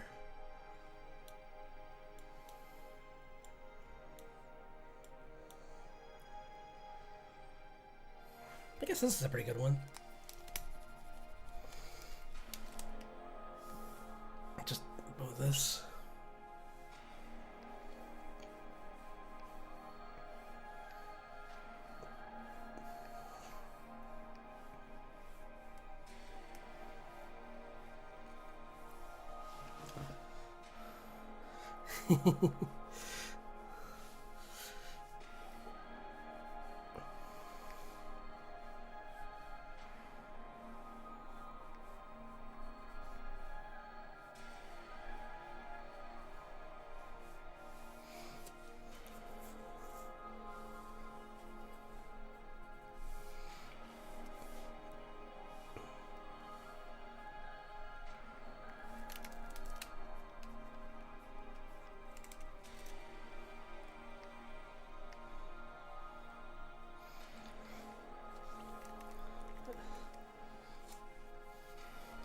It just seems like there's just no new, like, I kind of like, when's the next like Jason Bourne going to be created or something? Like, I keep waiting for that kind of movie to appear again, but it's like they're just like, no, let's just make another sequel to that, or let's rewrite it. And it's like, guys, how about just make a new character?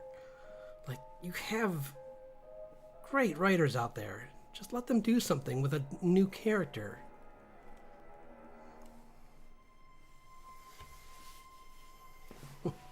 Or maybe they don't. Maybe they all left. Maybe all the writers were like, we're done. Never mind, we're out of here.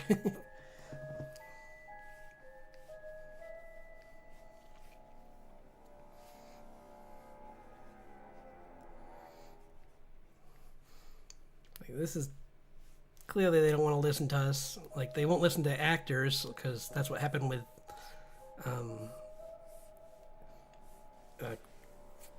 Chris Hemsworth. Not Chris Hemsworth. With oh my gosh. Well, with a couple of them, but I was thinking of like with The Witcher.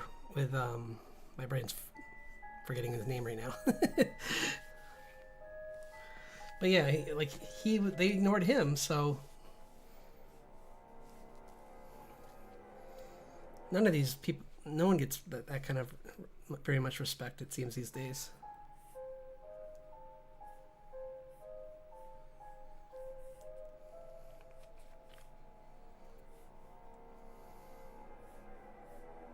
And then you have these new celebrities that think they know more better than the people that go see movies. And it's like, that's a bad stance too, guys. You don't want to do that. Don't tell us we're dumb. Didn't work for M. Night. That's when he disappeared, is when he called all of the viewers stupid. It's like, yeah, that wasn't unrelated. Those two things were very related. Those two things were right next to each other. Like, Lady in the Lake did bad, and he said everyone was dumb, and then we all left his movies for a long time. It's like, yep. It's like, okay, bye. You know, if that's what you think about us, ciao.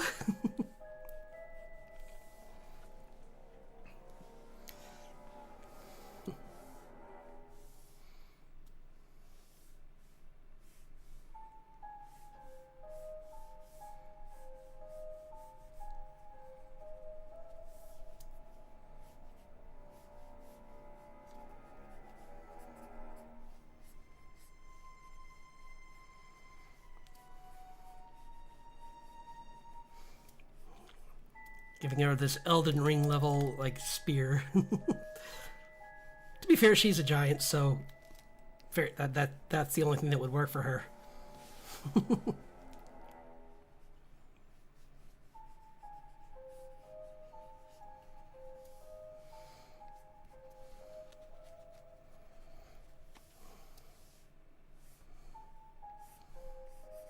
I hope they never make an Elden Ring movie, actually. That would be so bad. They would miss the point completely. I mean, look what they did with... I mean, Silent Hill was not the worst movie to... But they missed the point, was the bigger problem with that. They missed the point about, like, that specific story. Because that was about, like... Like, Pyramid Head is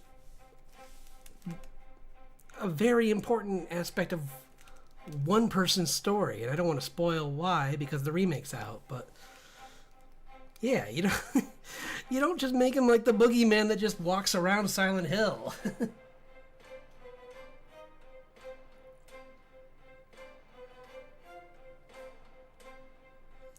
MCR tickets prices? No, I didn't hear about that. What's that about? Spill the tea.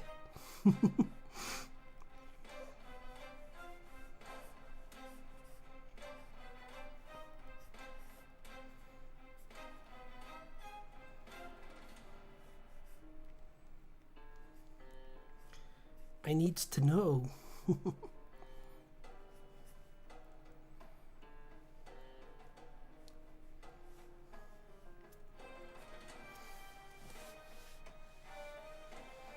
Sorry, this is taking a little while, but that's okay, I guess. It doesn't matter. We're just hanging out and drawing and whatnot. So she's fun to draw, so that's why I'm taking my time kind of with her. And I want her to look nice.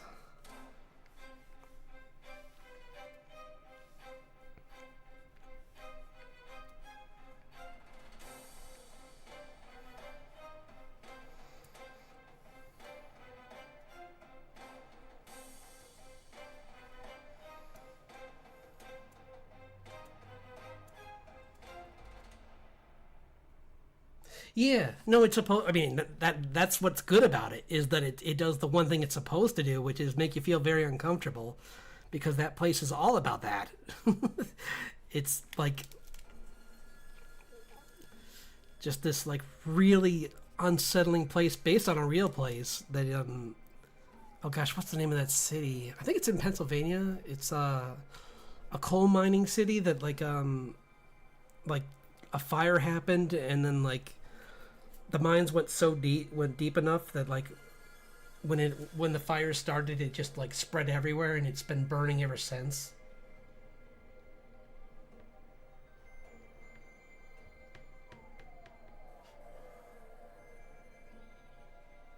Oh, that's crazy. Who's gonna pay that?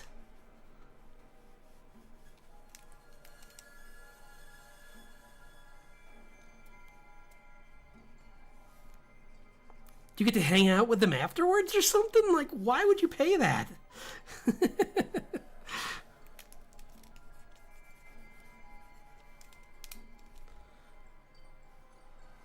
Because even then, I would only hang out with them if I was like, yo, can I have my money back now?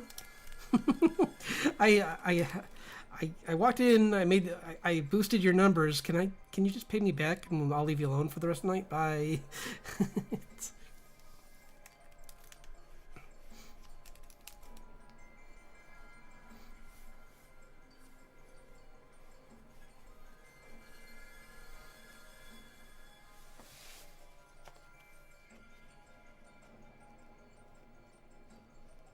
Yeah. Right. Sheesh. No, ma'am.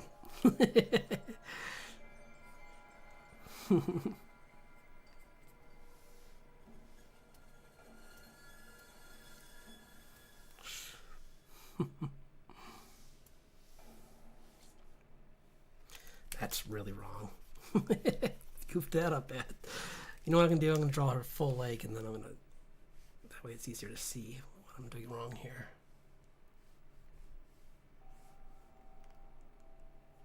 I know exactly what I'm doing wrong here. So I started to draw this one way, and then I changed it, and I didn't change enough of it, so it's all kind of off a little. So I have to erase all of this again. This is why you don't just. That's why it's always good to just do the gesture first,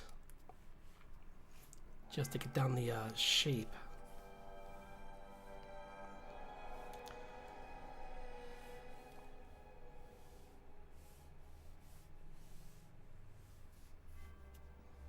Because her hips going more this way.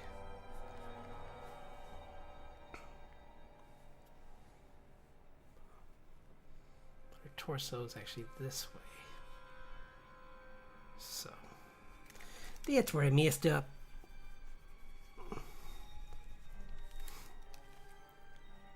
You know, just everything.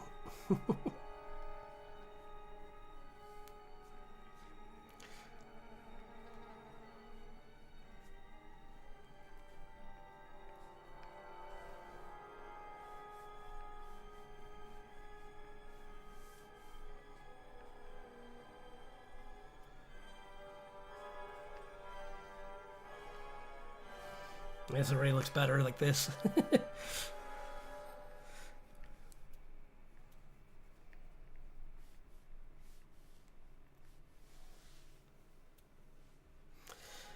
But there's been a few like things in development that are they're just struggling with them, and But I'm curious to see how those go. Like, for instance, I know they're trying to make Mistborn into, I think, a series, but I couldn't remember if it was a series or a movie. And I really liked that first book. I need to read the rest of them, though. But the first book was good, so it would be interesting to see more of them.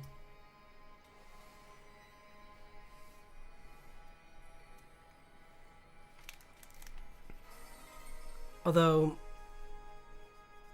considering how execs think, I'd be kind of scared how they would change it.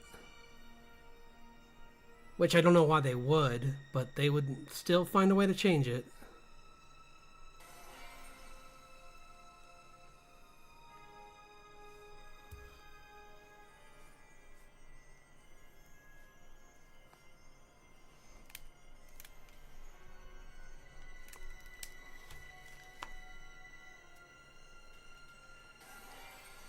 Like, what was that live action movie that was...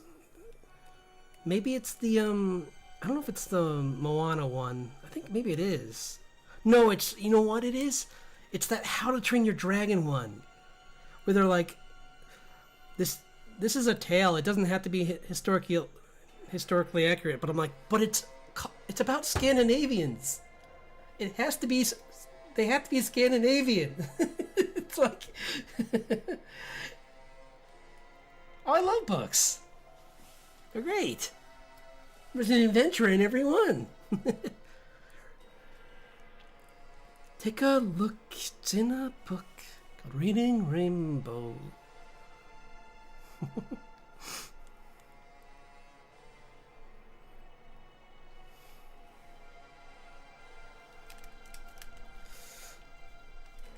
But anyway,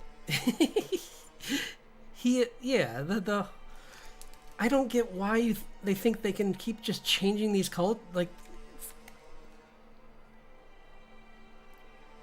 if it's just Scandinavians, you can't just throw different people in willy-nilly.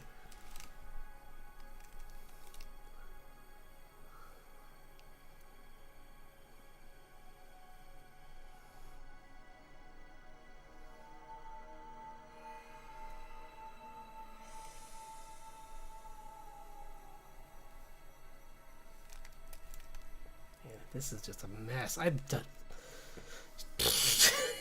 Goodbye. I'll do it later. I need actual reference. I'm trying to like pull a outfit out of my brain and it's not working today.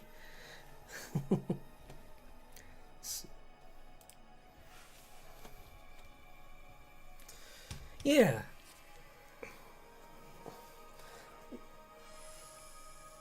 I mean, like, there's been a couple that I've really enjoyed as of, like, the Tales of Earthsea series. I thought was really, from what I read of it, was really good. I'm gonna work on a guy. I'm gonna draw.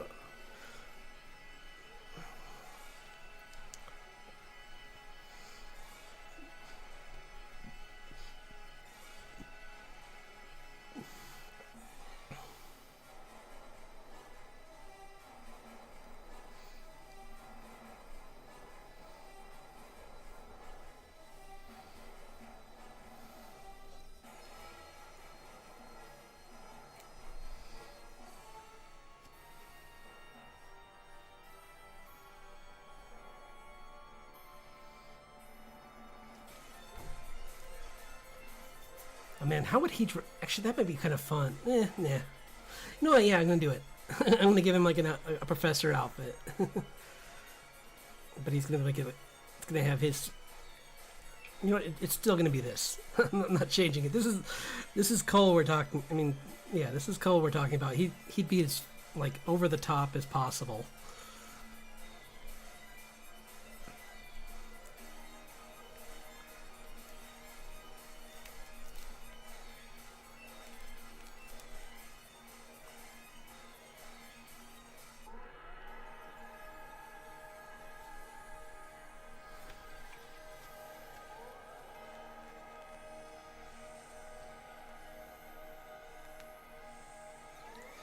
You haven't seen How to Train Your Dragon? Oh, okay. There's only It's just look. I don't want to be controversial here. It's just white people. it's the far north. What else is there gonna be? It's like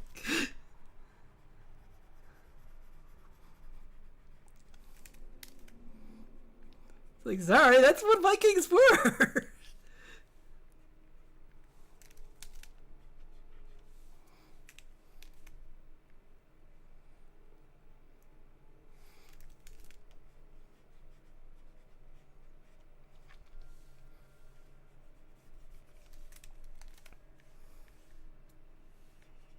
I mean, I would be just as annoyed. I mean, and I have been the other way around too. Like with the Last Airbender, when they made the main character, they had a, they got a, they couldn't find a Chinese kid to be Aang. I'm like, wait, yeah, right. I'm like, I don't believe that for a second.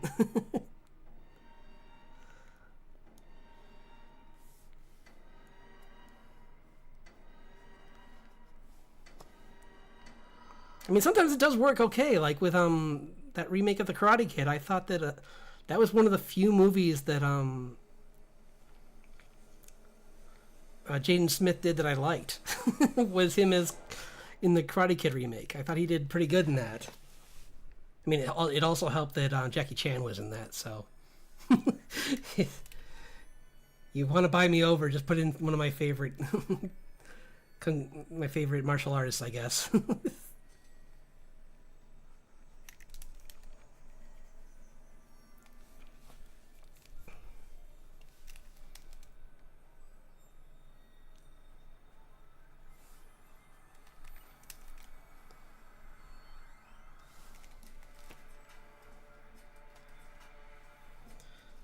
Because I'm trying to think, wasn't he Hugh Jackman? Wasn't he the father? I'll have to look it up, but I'm pretty sure he was the father in How to Train Your Dragon because of the accent. But maybe I'm thinking of someone else. Actually, no, I'm thinking of someone else. I'm thinking of oh darn, I'm forgetting his name, but.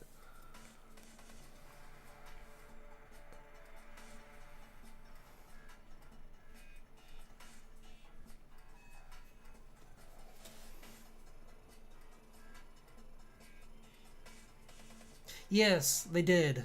They put very different ones in from what I've seen so far. That's the only problem. Otherwise, I wouldn't care. But and it's not like I care enough to even like be totally outraged. I'm just saying that like it's another thing of another situation of Hollywood just changing things to look good, not because they care. They're just doing it for points. Because if they really cared, they would be telling stories, you know, about other cultures.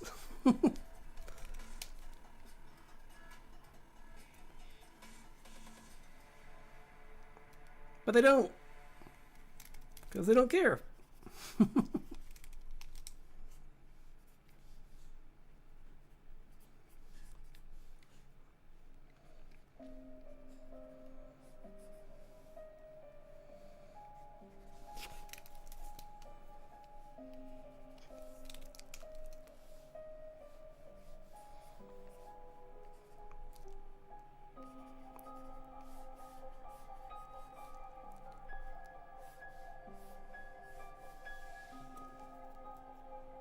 Yeah, it's it's a shame because it could be a nice way to get new people into the industry who have different perspectives, but they're like, no.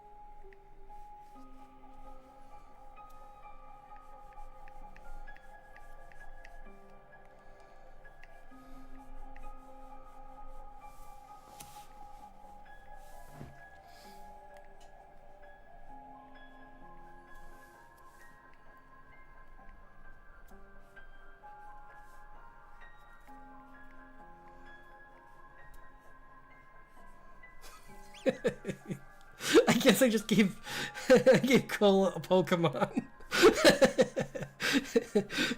Oops. He genetically engineered a Beedrill.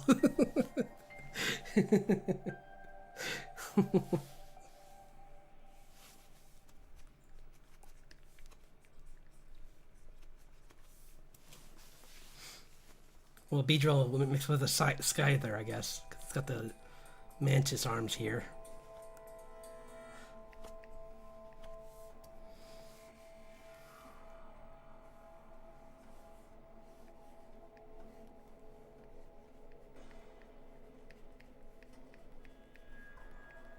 I just see him like walking into class the first day and just like doing this to just scare the bejesus out of the students.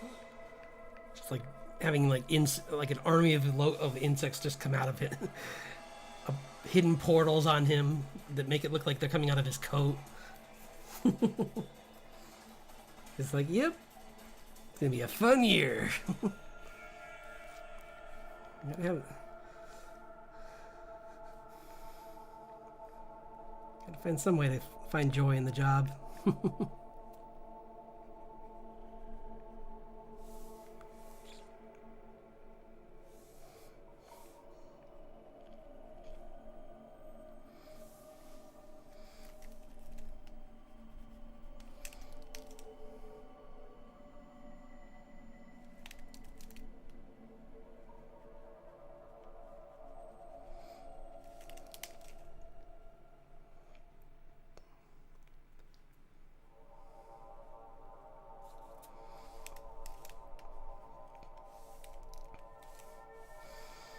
But yeah, also like another good book series that I don't think will ever. Well, I mean, they made that one show for They made a couple things from. One thing from him, which were. Actually, no, they made a few, and they were pretty good. And I just remembered that movie is a good. That's another good Christmas movie. Is Hogfather, where where death. Essentially, like these Celestials want to take out Santa Claus, so they hire a hitman called Mr. Tea Time, who and Death is the only one that knows that gets wind of this, and he has to save Christmas. And it's yeah, that's right. That's a murder hornet. That's the next evolution of murder hornets. And no, that movie looks sound. I'll have to watch that. That's another one I want to watch this weekend. It's Hogfather. It's so funny. Like Death is just like the way they do him. He's really funny. Like he's just like he's got a daughter, and she's in the beginning of the movie, and she's really funny too. And like I need to read the book about her that introduces her, because it's really funny. But like there's just like great scenes like this one where he where Tea Time takes out this guy, and then like Death appears, and like the guy's like, oh man, that guy just stole my carriage. My boss is gonna kill me. And Death is like, yeah, about that. I don't think you have to worry about that anymore. And he points down at the body, and he's like, don't worry, you're fine. And he's like, and the guy's like, oh, and he's like, sorry. He's just yeah, it's a BBC show, but it's one of those rare. I mean, not rare, but like one of them. They've tried to do other books of his, or of like they've tried to do gaming books as well, on some BBC specials, and sometimes they don't come out great. Because my favorite gaming book is Neverwhere, and the book for that is really fun, but the show kind of doesn't do it justice. Like I always like the way they portray the villains isn't nearly scary enough, I felt, and because they're like these like things that are not really human but are pretending to be humans. like they're like henchmen, or like they're like, but they're just like dressed as goons, and they just don't move right sometimes, and it's explained really well in the book, and then like the way that I saw them in the show was like, they're not that scary.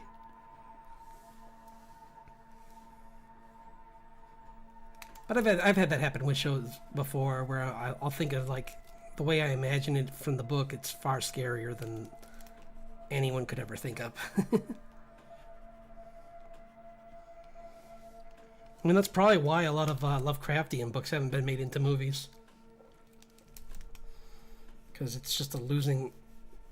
I mean, there's just no way to portray that level of dread.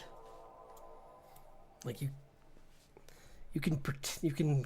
I mean, it's kind of like with Silent Hill, where, like, yeah, they just, like, graze the surface of why that place is unsettling.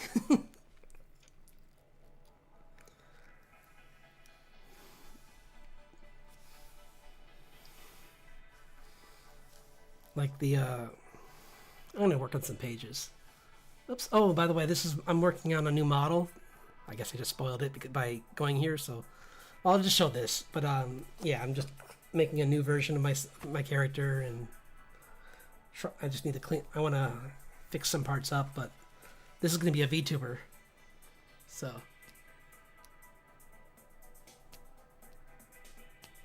No, that's not that controversial, and I know why it probably did, and it's because, I mean, first of all, that's not where that story... I mean, that's... I felt that, like, they had a really cool villain, but they didn't show enough of him, because they rather just, like, do, like, this, like, buddy journey kind of story, but with a... But it's a romance, too, and it was confusing, and I'm like... I thought, like, Rescuers Down Under did a better version of what they were trying to do with the two of them. Because that was, like, the second movie, and Bernard was trying to, like, explain his feelings throughout the whole movie. And only to find out at the end that she felt exactly the same way. And he had nothing to worry about. Spoilers for that movie, I guess. But you still should see it. It's got, like, a really fun villain, and I love the animation for the animals, like when they really want to push them in the Rescuers Down Under, was just like chef's kiss. Like, so good. Like that golden eagle, which... Like, how... I mean, that movie is kind of pessimistic in a way, where it's like it's in a world where, like, there wouldn't be, like, hundreds of scientists studying that species. Because that species is a dinosaur. It's like 3 times the size of a vulture. And you're telling me that... I mean... Poachers are always going to be a problem, but you're telling me that, like, a country wouldn't just, like, hunt down and incarcerate anyone that threatened that species. Like, there's no way this guy would be able to hunt down a whole family of them.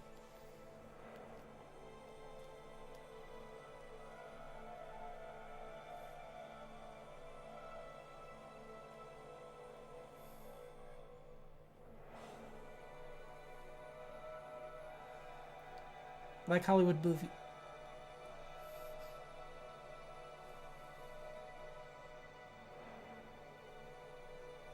Oh, we've had awesome movies with black actors in the 90s, and no one balked at all. So it's like, I wish we could just go back to that. Like, Denzel Washington's was awesome. He didn't need help. He was awesome.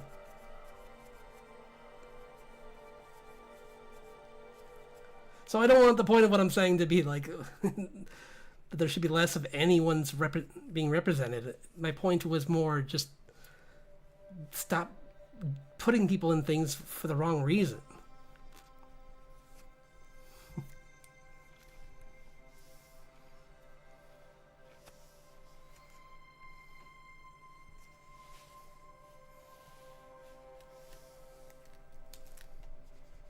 But yeah, anyway, back to the rescuers because that's a happier subject. Yeah, it's really fun. I definitely recommend checking that movie out if you haven't. Evie, have you seen that movie? Because it's really good. I definitely if like I'd say the first one, the first Rescuers movie was pretty good, but that one was way better. Like they had more money and they were able to get like a. I'm sure they still had limitations, but like oh yeah, I was gonna maybe work on that, but I'll think about it. I was gonna do at least one page before the end of tonight, so I kind of want to do some line work on this one. Oh, you have? Or E, was it E for yes or E for the, like we're doing more?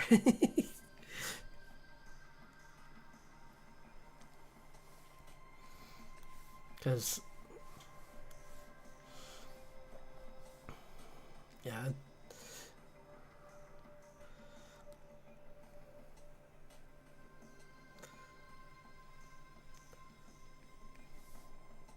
it's also just a shame that like Hollywood thinks that like kids can't handle scary stories. Because like Coraline, well, I mean Coraline's maybe a mixed example because it's not really intended for younger audience, but it's marketed that way. But it still, they could still watch it. It's or like Neil Gaiman wrote a short story, or I mean not short story. He wrote a story called Graveyard Book, and I read that, and that was really good. And I really hope that like they keep talking about that maybe being a movie, but I don't know. It's been having development issues for a while. Every time they try and get someone to write it, they have issues. Which is weird because now he's had like a Amazon Prime show. Two, well, one that was I think one was HBO and one was Amazon Prime, but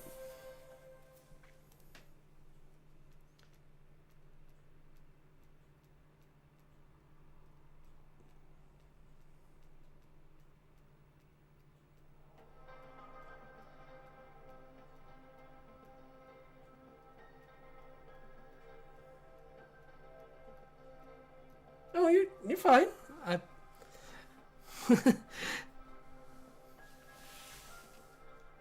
Sorry, I think I was so engrossed in like talking about like giant birds that I kind of lost what you were saying. Like I was just like, this movie's awesome. And then I looked down and I'm like, oh, okay, this. And then anyway, back to birds.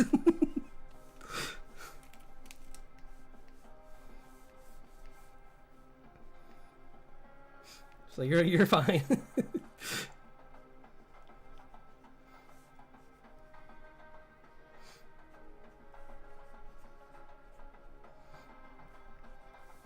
It is a shame that we don't have any more Don Bluth movies.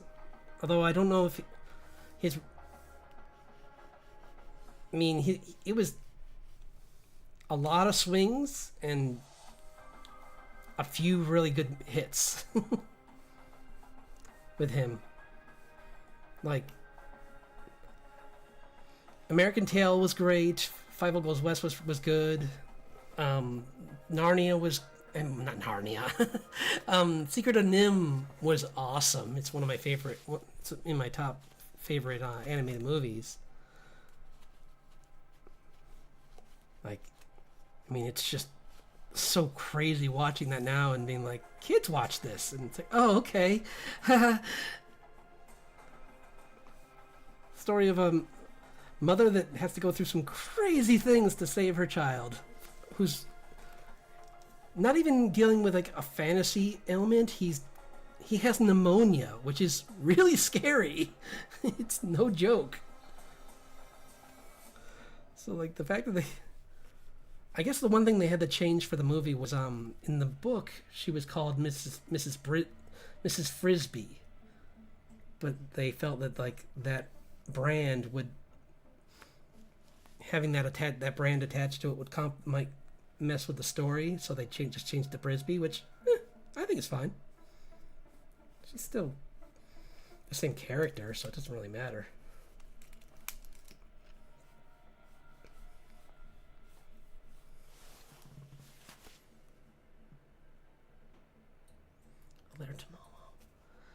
No, I haven't seen that. I hear that's good.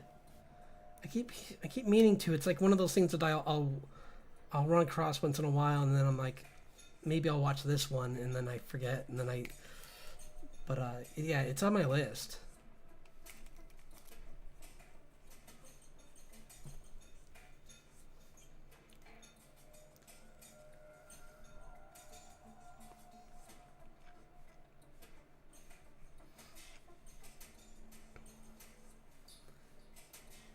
Like, All Dogs Go to Heaven, man, that movie has those songs. If you even think about them, they just like play on, like, for me anyway. If I think about that movie, those songs will just be stuck in my head for like hours. That tells you how powerful those songs are. Where I'm like, darn it, all these are too catchy.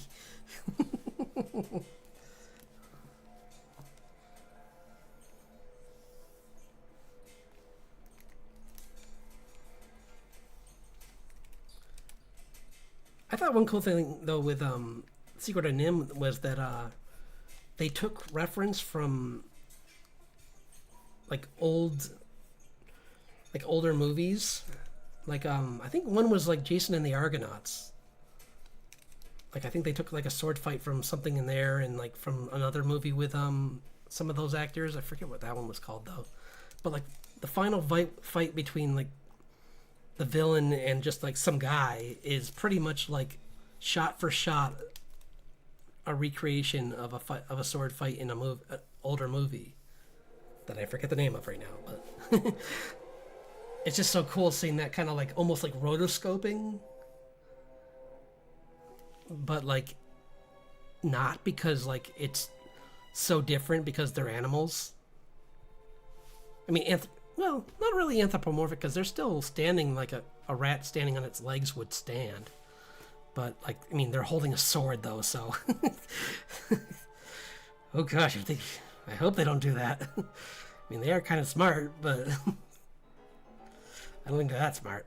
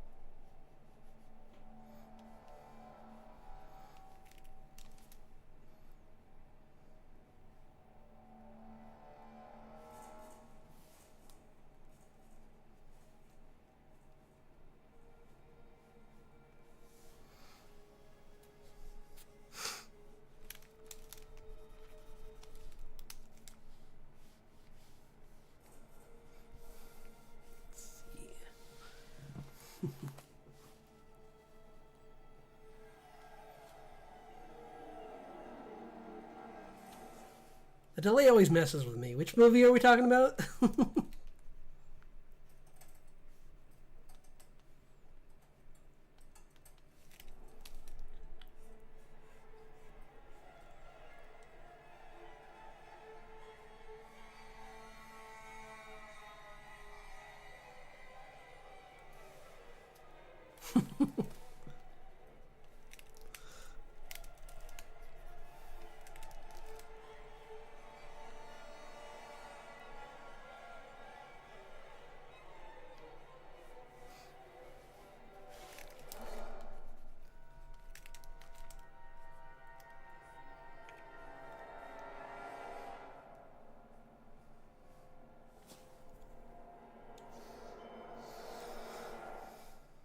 If you want to talk about bad adaptations, I got plenty.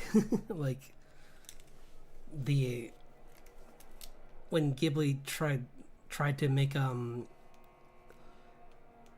which is weird because their studio is great at adaptations, because I mean they change them a little usually, but they change them in interesting ways. Like Howl's Moving Castle is a very what?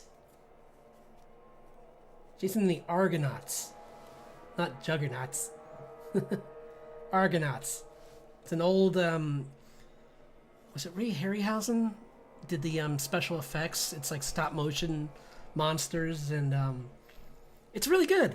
I thought it was really good at the time. And like it's the first appearance of Medusa. Like, or, no, that's the, yeah, I think that wasn't that one.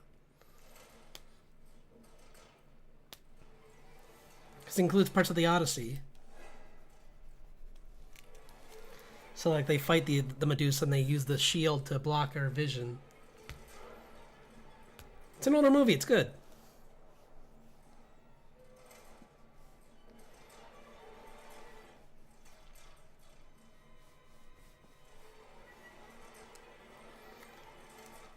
I mean, I thought it was good.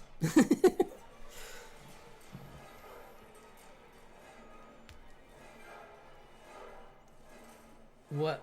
The Juggernauts or the Argonauts? Because is Jason and the Juggernauts a movie? Because I'd never heard of that.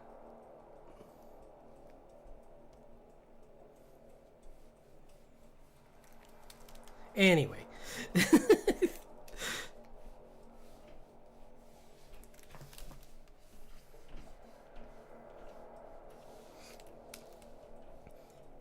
Tales of Earthsea is what I was talking about, which was the and how it was unfortunate that it was a bad adaptation because it's a good book and they just kind of like did the same thing that Disney did with Black Cauldron, where they took a young adult book and were like, people aren't going to have time to read 3 books, so let's just cram 3 books into one movie. And it's like, why would you, who's going to read three books at once? Why would you tell a story like that? It's like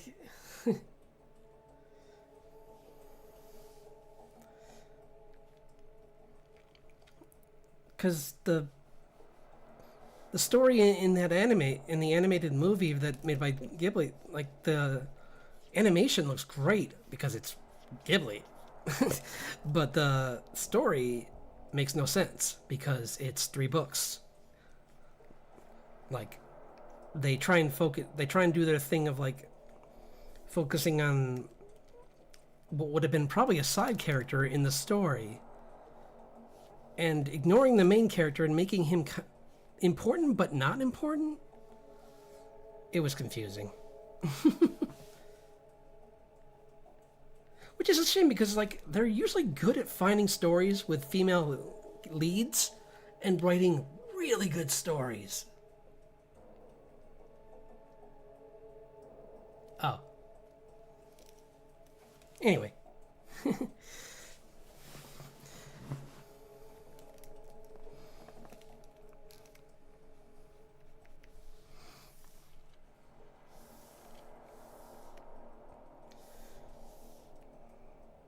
yeah, it's just a shame that like that didn't work out because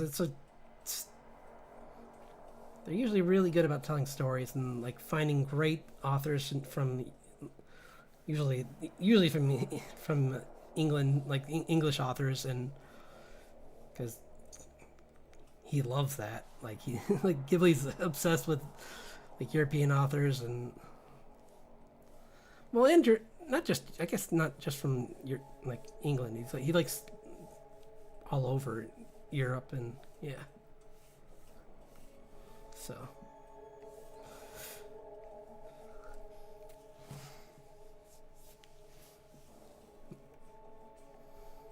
I mean, he's done some of his own, like obviously, like Nausicaa, Valley of the Winds, his own story. He made a manga for it, and I still haven't read. I've started reading it. It was really good, but the then he did other one. Like Howl's Moving Castles, based on an English author, and I love that he actually went and visited. I think he went somewhere. I forget where, but. He took pictures of like all the architecture and like that's how he made the town. Is he actually like he didn't even like go to like do what I would do and just go to Pinterest. He's like, nope, I'm gonna go to this place and I'm gonna go research and look at these towns and walk around them so I can understand them when I'm storyboarding them. and it came out. That's one of my favorite movies of his. Was that and Spirited Away are both really good.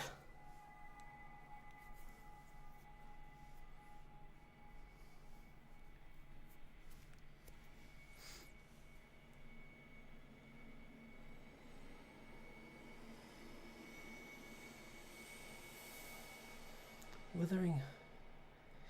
Possibly. Yeah. I mean, I'd be curious to see if any of his. I don't know if any of his guys would. I mean, I agree that it would definitely be interesting seeing that style done like that way. I'm not sure what his what the artists that work for him, what their preferences are on that kind of stuff, because like they've done some pretty. I mean, there's like dark scenes in some of in some of those movies. Like, I mean, even in that one I said, like in Tales of Earthsea, in the end it gets pretty dark. But like with a bad guy that like does a full like nightmarish transformation. And in what was I know that happened in another one of the Ghibli films, but I can't remember which one. Well, I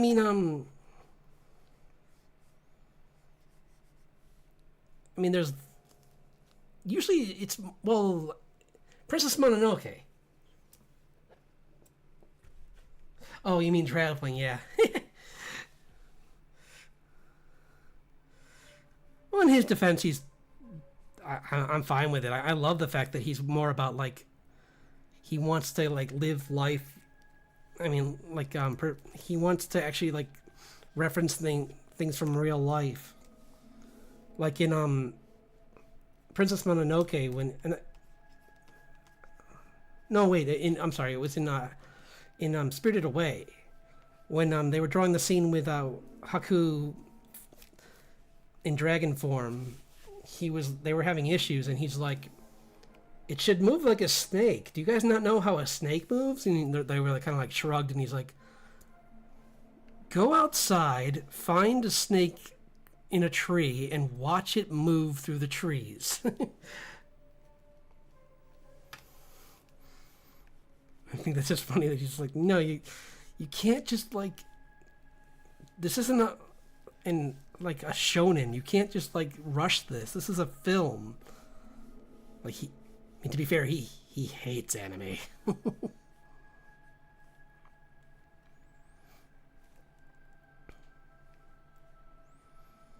But especially at the time when he was growing bigger, I could kind of see why, because things were very derivative for a while. Like everyone was trying to copy the other people's success. So there was like 5 shows that all looked like had like a bunch of girls in high school, and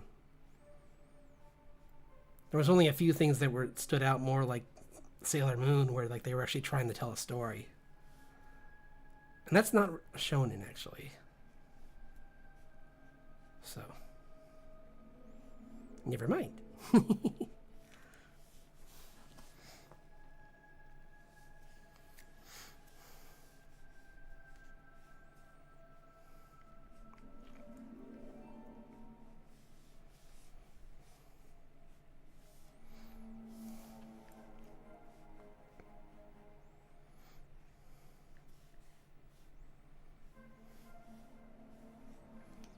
Do, do, do, do, do, do.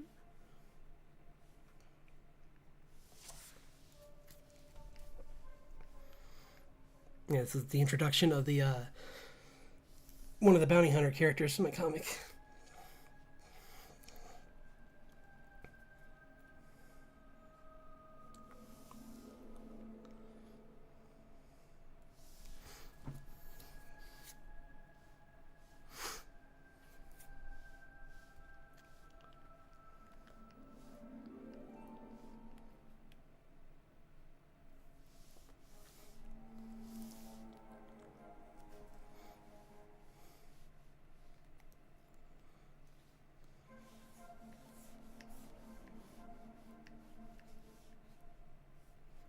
Not sure why I'm going to change that expression. It doesn't really make sense for this situation.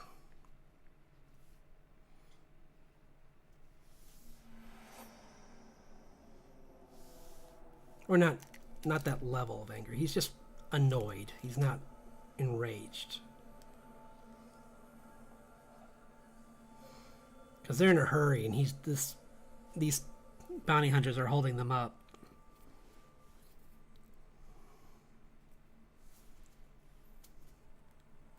Because they think there's someone else. And they're about to find very quickly that they're not who they think they are.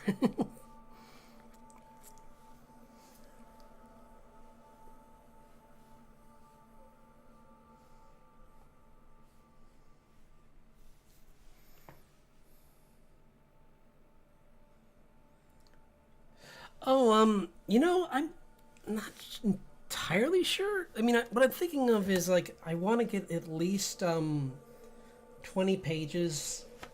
I'm gonna put 10 pages, like 10 to 15 pages, on my site, and then I'm gonna do I have like 20 more that are rough that I want to get like I start getting the dialogue in. I mean, I want to get the dialogue in all these. That's not in yet, but with most of these, the dialogue's all that's left. So I want to get all that up there, and I think I'm gonna do. It's just gonna be an ongoing story of like every. I'm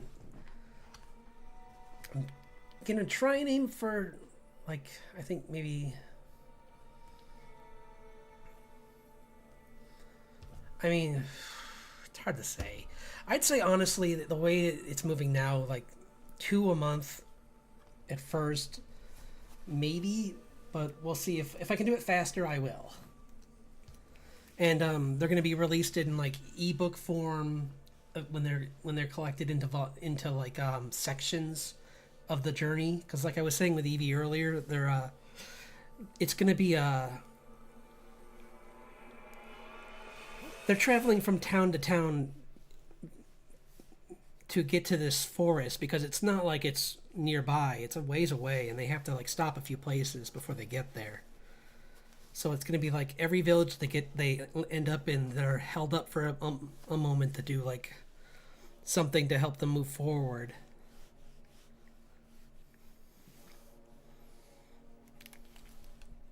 So it will be like an issue of the issue by. There'll be like things standing in their way every once in a while, but they're constantly trying to race towards their goal of reaching this forest. But while they're on their, it's not a complete waste, because every time they stop, they narrow down where she is more and more, to the point where like by the end they know exactly where she is.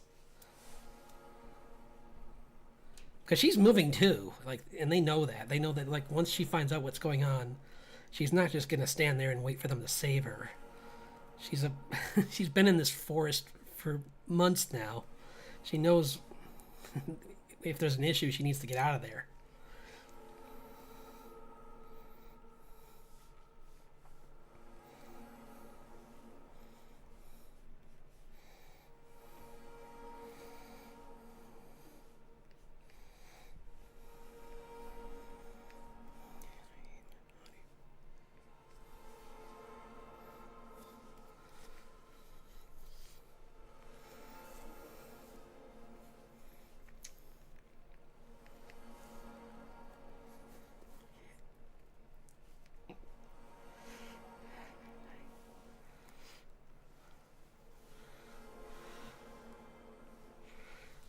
I need some more water. I'll be right back.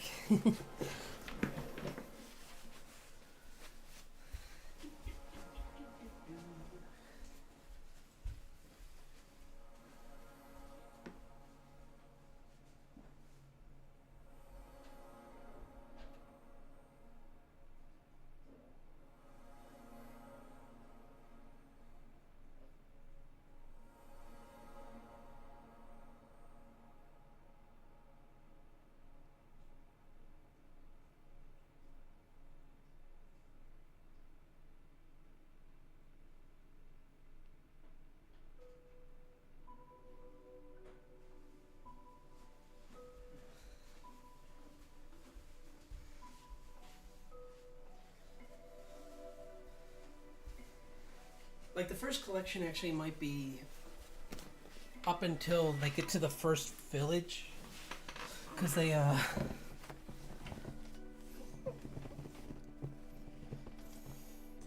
because first they have to like they have their introduction, then they start on their journey and run into these guys, and then they have a side part where like a little more exposition's there, and then she goes off on her own thing for a second, and when that's done, that's when they thanks. I really appreciate that.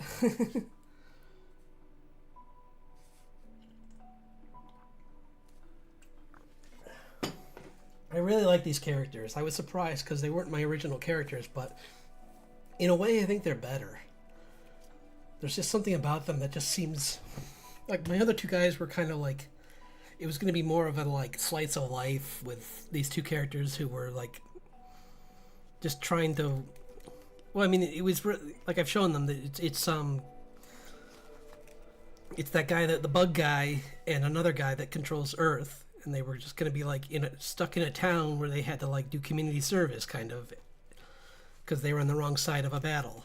And it's like, that could be kind of a fun side story, but that's not a good main story. This is a way better main story because it's like what happens when you mix a fantasy story with a natural disaster movie. And I'm like, I haven't seen too many of those. I've seen some games that have tried to do that.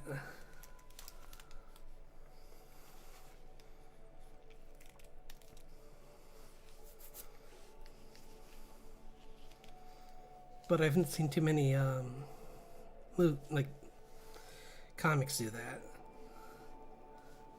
Maybe sci-fi has done that, but I haven't seen fantasy do that very often. I'm gonna have to change that because she's doing that up here actually.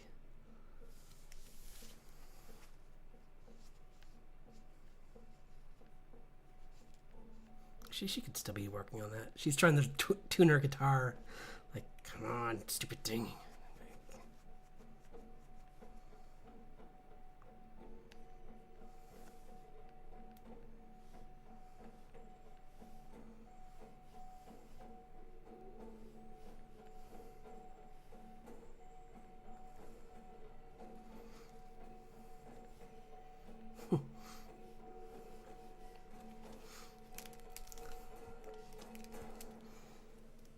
Could you imagine the beginning of that, like, especially because she's new to fighting, so she's just gonna be like this fight,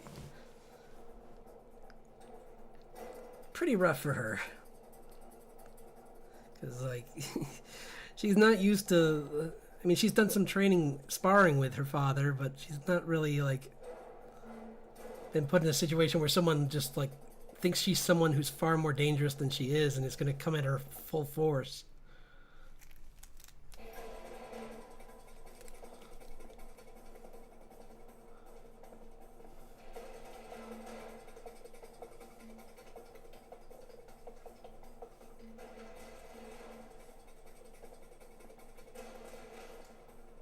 I think I kind of modeled her after a friend I knew in college. This girl that one of these girls I hung out with. This one's this girl's a little older, but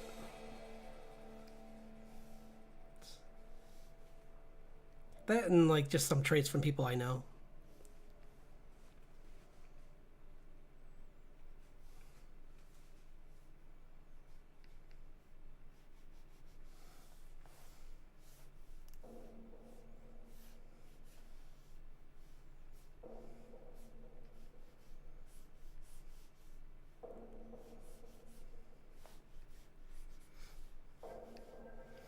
And Richard's just, well, he's just fun. Like, everything about drawing him and his character in general is just like, okay.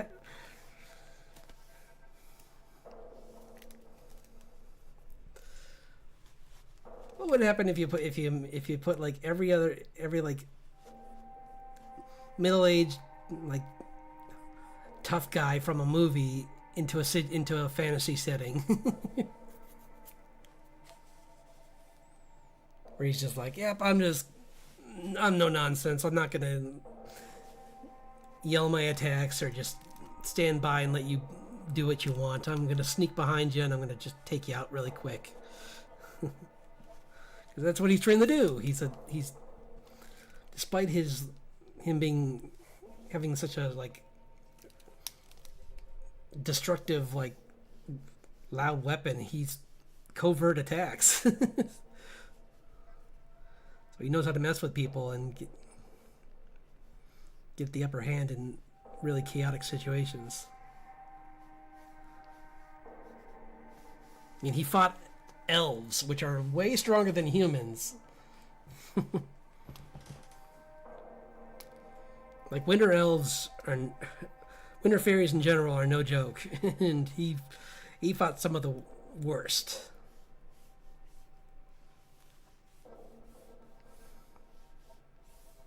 And in some cases, people don't even know about it because it was so successful.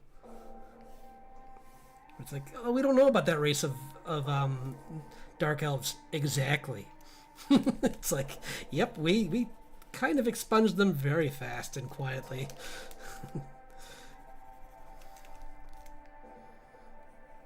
Like, no one will ever know what they were, unless maybe, oh, I don't know, a specific villain that I've created in this story might be part of them. Maybe.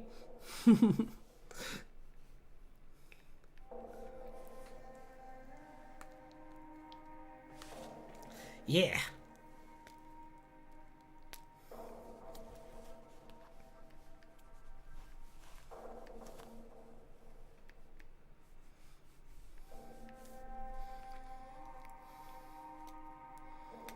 And I made him that way because I don't want the combat to go on too long.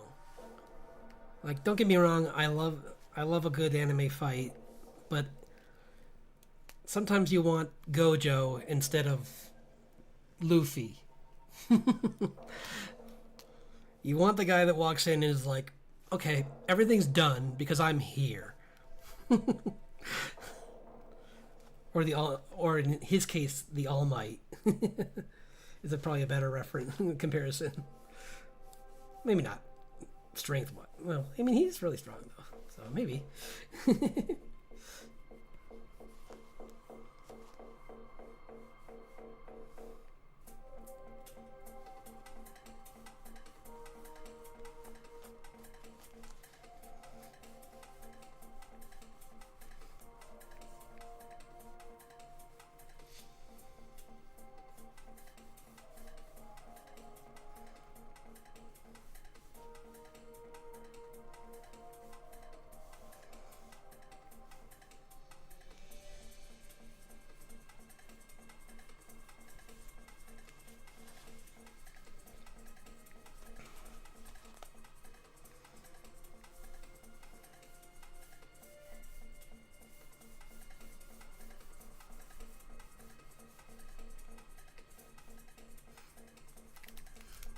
Nice.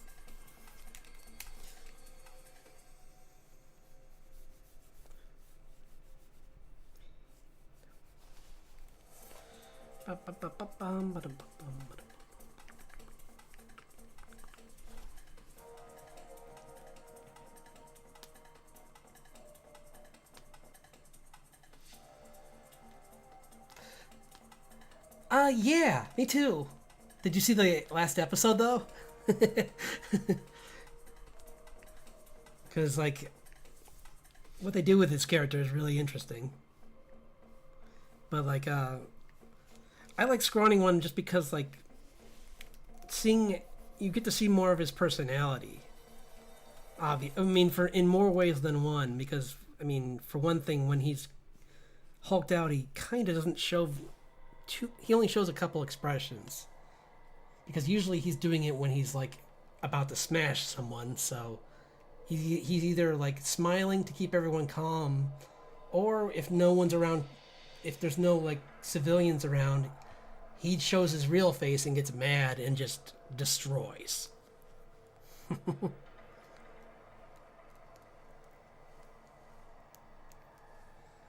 But yeah.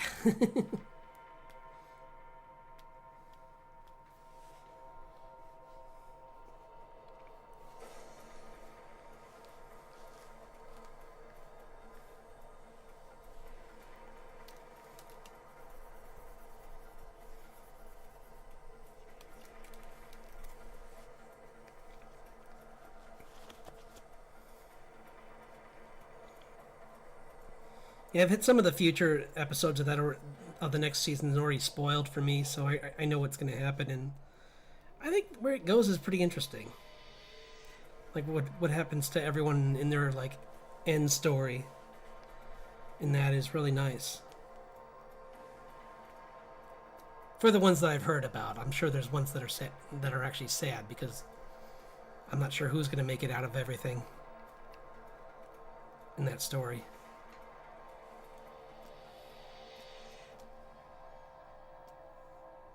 Episode 42.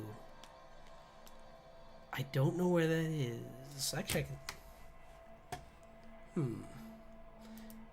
think I have a vague idea where that is. Like.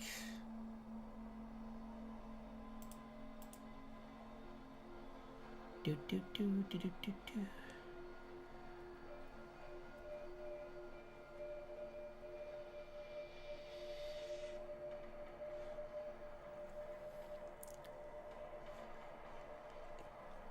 One I keep meaning to watch because this is Welcome to Demon School, because I did watch the first few episodes of that, and that was kind of funny because it's like not the guy you'd expect to be the main character is the character, so that was kind of fun.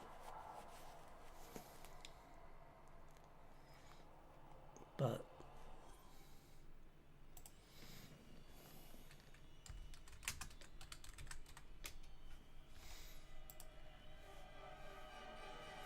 I just oops nope. Season 3, episode 4. Okay, I see where you are. That's exactly where you are. That's a good arc.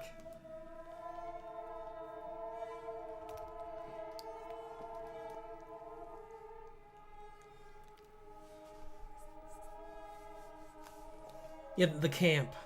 That's a... Is that the end of that arc? Or...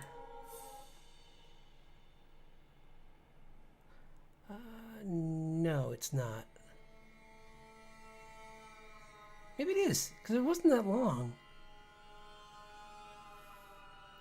Anyway.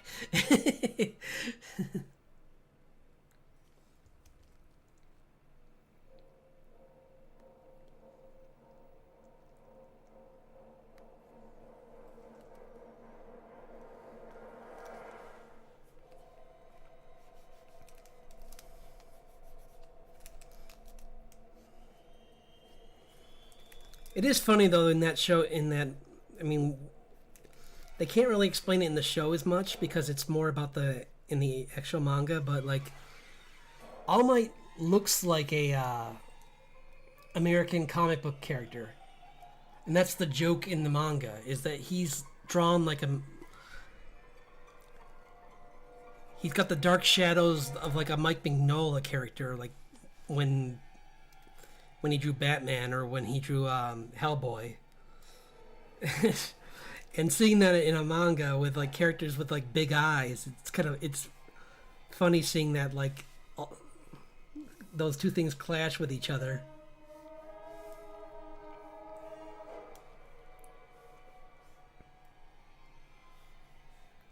It was even funnier in like the early episodes when Deku kept trying to impersonate him.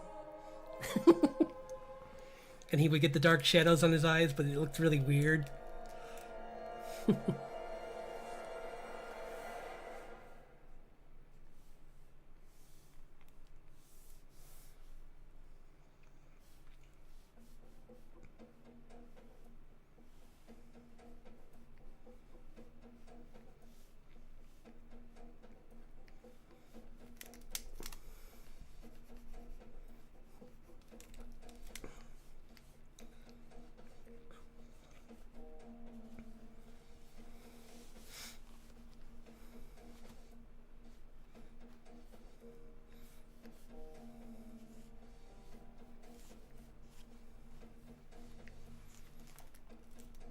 Well, since you're only there, I'm so glad I didn't give away anything.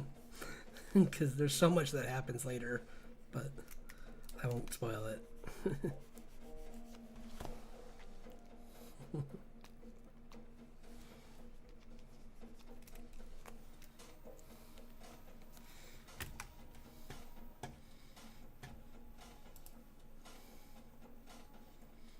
Someone at work is trying to get me to watch Fairy Tale, but I mean, I like Oda's art, but I just don't know if I'll like all of his shows. I don't know if that's a good way to gauge an artist because, like, there's Bones animes that, like Studio Bones, there's certain things of theirs that I didn't like, and I mean, I love Full Metal Alchemist and Brotherhood, but there's other shows of theirs where I'm like, this is really not good.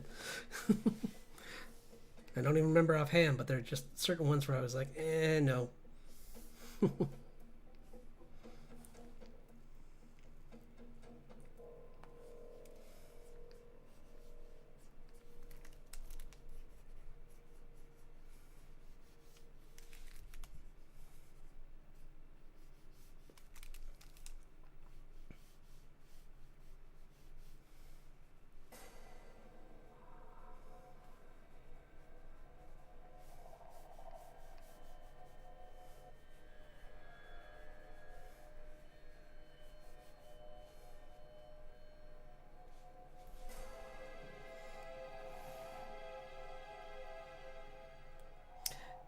Okay, so you've actually watched it. Okay. Huh. I mean, I like how Oda writes characters, so I think if I. It would be like. But it would depend on if I like that specific character, I guess, is what it would come down to. Whereas, like. And I've had that happen with other. I mean, I've had it happen the other way where, like, I love an art style, but I don't like the story. Like, I mean. Soul Eater. I hated the villain. I loved everything about that show, except the final villain kind of felt anticlimactic. Like he was kind of just like a knockoff Orochimaru almost. Which is ironic because one of the characters is a knockoff Naruto. Which I struggled through that part. Black Star is Naruto. But everything else about that anime is really good. Like, I mean, it's such a fun, like, mix of, like, American, like music and mixed with, like, the macabre, mixed with, like, just, like, all this different, like, references from horror movies. I mean, there's one of the monsters they summon is pretty much just what would happen if you, like, Cronenberg'd Freddy and Jason into a dragon. And that was so cool. It's like a slasher dragon. And it's like, oh, that's just really clever.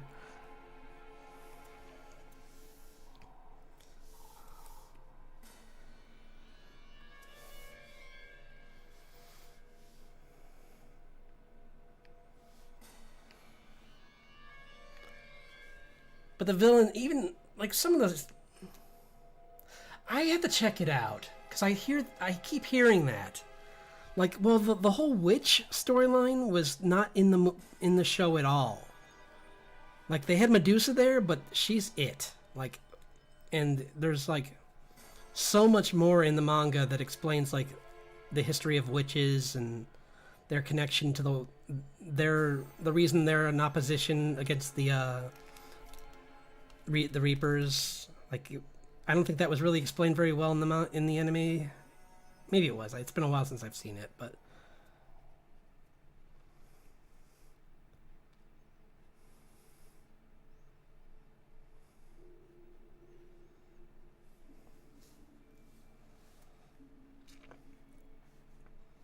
like there were certain characters. I mean, all the characters were really fun, especially like their teacher who was who dressed He also dressed like he was from Naruto, but he was like a. Oh no, he didn't. He was wearing a bandana. But did it have a? Okay, I will. I'll have to check it out because it sounds. I mean, I love the art style. It's got this gorgeous, like Tim Burton-esque kind of like art style to it, which fits in perfectly with everything else. And like, it's such a fun like twist on like. Usually in anime, when you have like agents of death or something, it's either like really dark, like Death Note or something, or it's like very shonen, like Bleach. But even though this is a shonen, it's kind of more comedic than dark. There's definitely parts in it that rang dark, but there's like most of it's like broken up by like really funny humor. Like,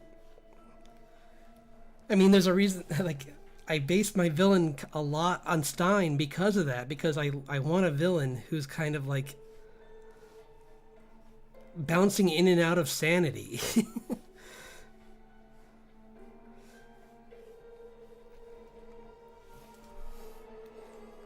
And that was the best part of Stein, was when he was just like kind of like just grasping for any like form of like sanity, because he'd always be like on the edge.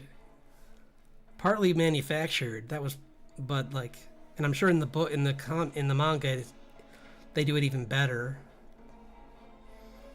But like, everything about him was just really fun.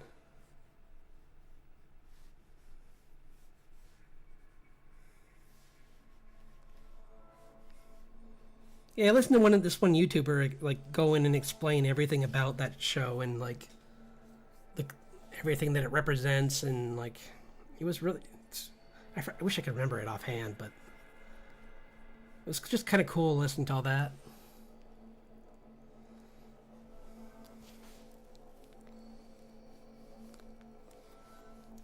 Hearing how like it's kind of like how like Baccano is like a celebration of like mafia movies done by a Japanese studio, and it's really it's such a fun anime, and I really want to read the light novel that it's based on, because I never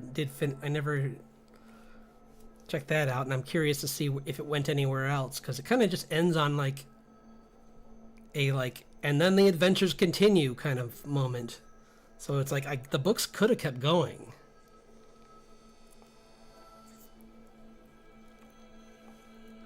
But Isaac and Miriam are probably two of my favorite characters of all anime. They are just like the biggest goofballs. It's like Bonnie and Clyde, but without the bad ending.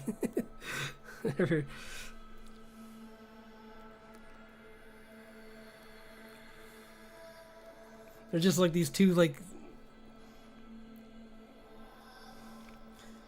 Well, the thing with them though is I think they were.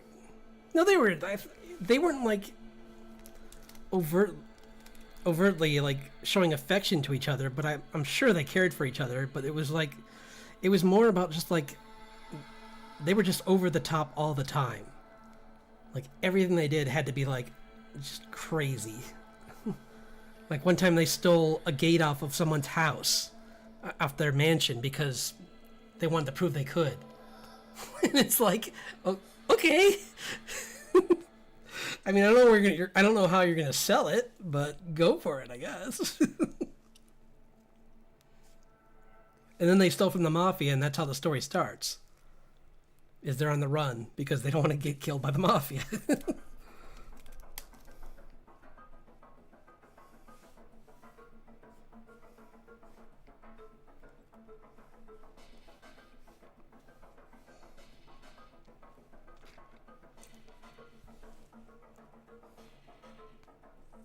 You know, I never finished that. I didn't get into that too much because I was watching other things at the time. But I heard it gets good. I kind of wasn't in the mood for it when it first came out, but maybe I'll give it a chance now that I'm kind of on a break from other anime. So, I kind of don't like the main character, though, is my problem. I know it's probably the point. You're not supposed to like him. Because he's a dirtbag. But, I don't know. I mean, I'm sure the story picks up and then you don't care about that kind of stuff. Kind of like with, well, like in Black Lagoon with, Ravi, and how she's just, like, a damaged individual, but you don't care because she jumps around with with two Colts and just, like, blows holes through bad guy ships and like, takes everyone out and doing cartwheels. So you're like, okay, I'll put up with her being, like, this really, like, this person that swears like a sailor.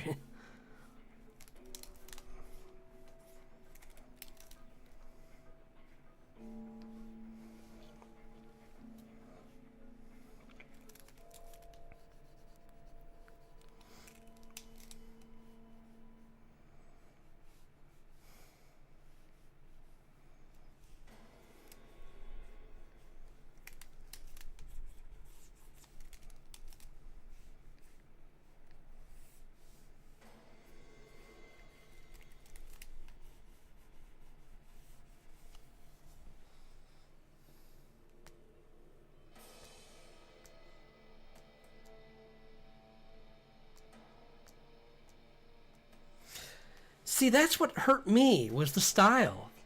Even though I didn't like the character was a jerk, I could have put up with that because I've had anime where the main character is awful, and I love him, but it was the art style of the CG.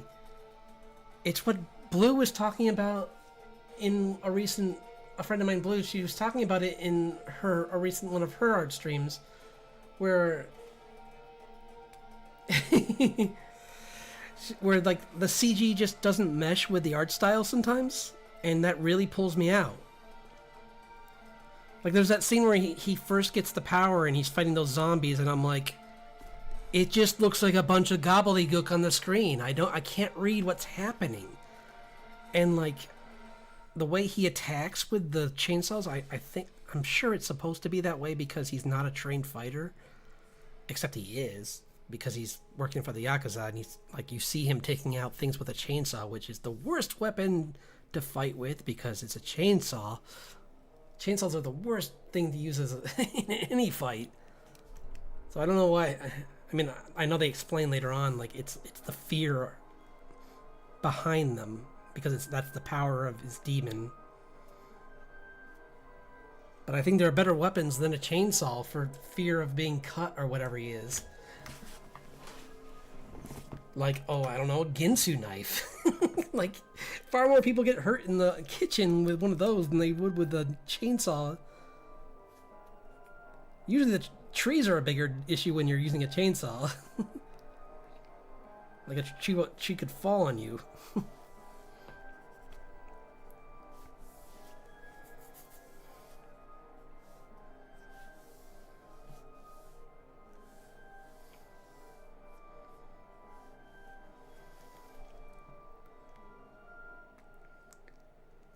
And the reveal of the actual villain in that wasn't a really big spoiler for me, so I don't know if that's good or bad. Like, when I found out that person was the villain, I'm like, yeah, I could tell from the minute I saw them. Like, it wasn't hidden very well if it was supposed to be a surprise. Yeah, it did look awkward, didn't it? It was just like, guys, I'm like, please tell me the fights get better. And I've seen some of the later fights, and they do look better. Because that one was like, ugh.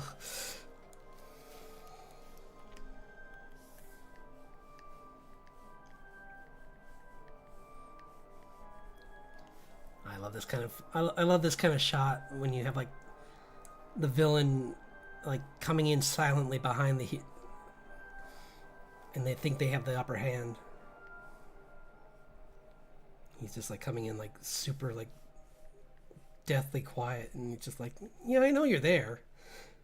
You may be quiet in the air, but I heard you jump from that tree, so I know where you're trying to land.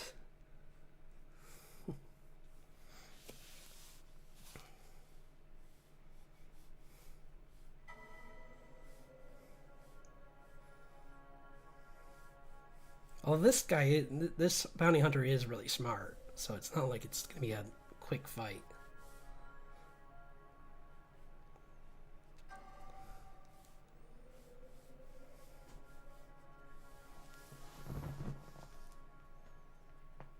Yeah, that's kind of what I've heard. And I mean, if that's what it is, then I'll give it a shot, just because at least people are being honest. Because if people are like, no, no, no, it gets good, I promise, and it's like, no, no, it doesn't. You're you're just pulled in too far. Like, this is my controversial take, but I don't think I'm ever gonna. I'm not sure I ever want to check out the later episodes of Bleach, Thousand Year War, because that story just kind of is from a part of my life that's. I mean, it's a really old anime. It started. It's kind of the same reason I don't watch Boruto. Like, I don't. I want new stories. Those stories are from like the early 2000s. Like, I kind of want something new. I think that's fair. It's like we're allowed to like. What you get. You want new stories eventually.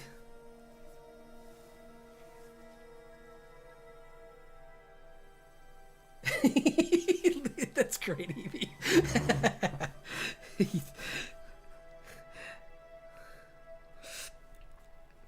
I didn't. I think he was trying to write a story about like. I don't even know. Like, it. My problem with Bleach is that like it's just.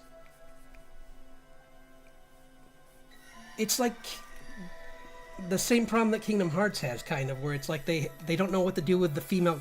They have all these female characters, but they don't know what to do with them. So they're always being captured, and I'm like, guys, they could kill demons. How are they getting captured? I mean, granted, they're getting captured usually by like stronger swordsmen, but still, it's like, come on. Can't something else happen other than girls get captured? The anime.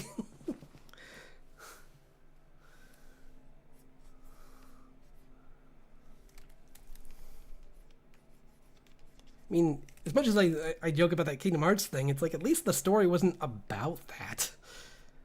I mean, sure, Kyrie got in trouble a lot, but she wasn't the point of the stories. It wasn't like, oh no, Kyrie's been captured again. It's like, well, she keeps trying and at the and messes up, but she's not the point of the story anyway. So I'll forgive her a little more than I will Rukia, who's the awesome ninja that. Yeah, I figured. I honestly figured.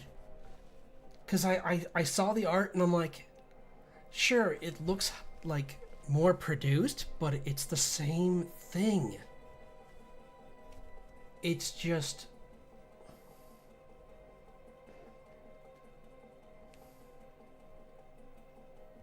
Yeah.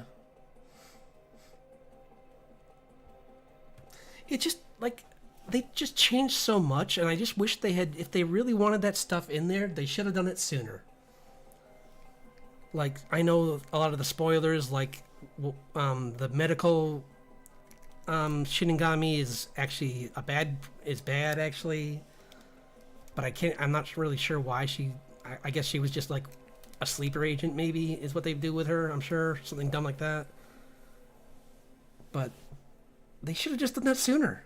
That would have been a way better story than the Fullbring arc, which was like, hey, let's give Ichigo a swastika as a weapon.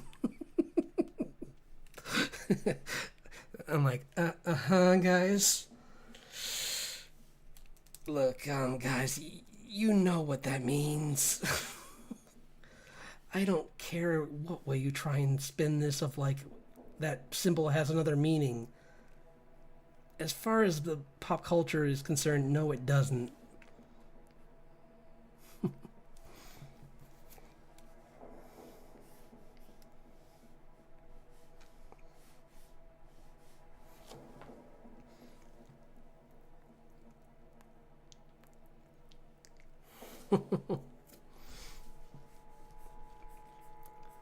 But yeah, I saw that art and I was like, this is the same show.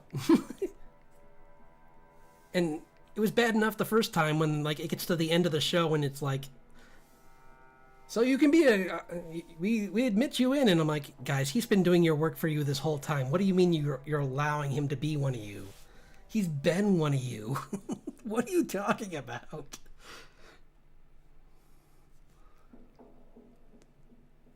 Like,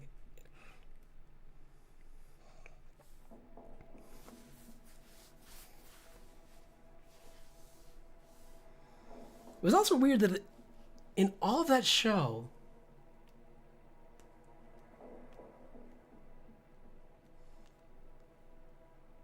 is it?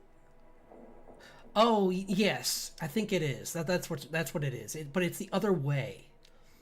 It's facing the other direction, and that's what makes it. Yeah. In Shinto, yeah, I think that's what it is. Or it's either that or it was I forget.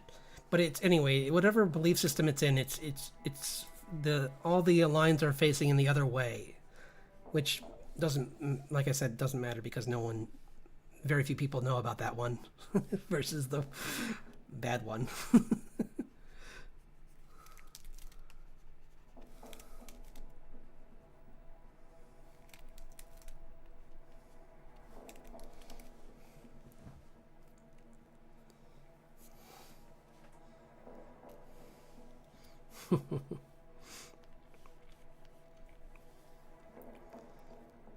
But yeah,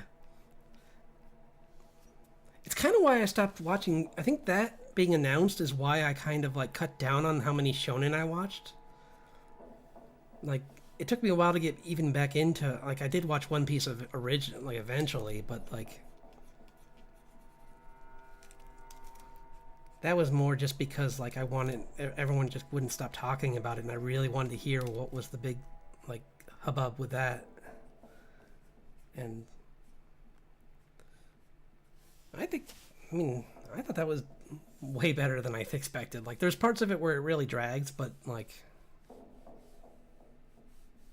overall I think it was pretty good.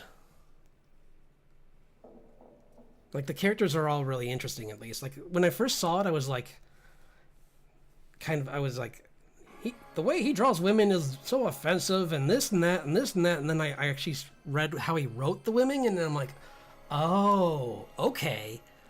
It's like, sure, they're all drawn like in crazy shapes with like no like intestines and like all hourglass shaped, but then you get later in the series and there's all different shapes, and for women and like and for men, and like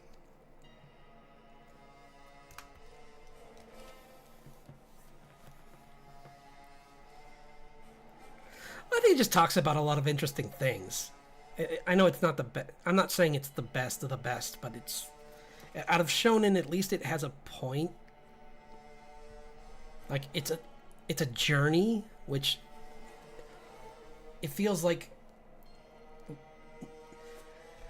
Dragon Ball did good, and then Dragon Ball Z kind of was like, let's get rid of that, and then Dragon Ball Super's like, we're gonna bring that back, and now Daimo's like, yeah, we really need that back.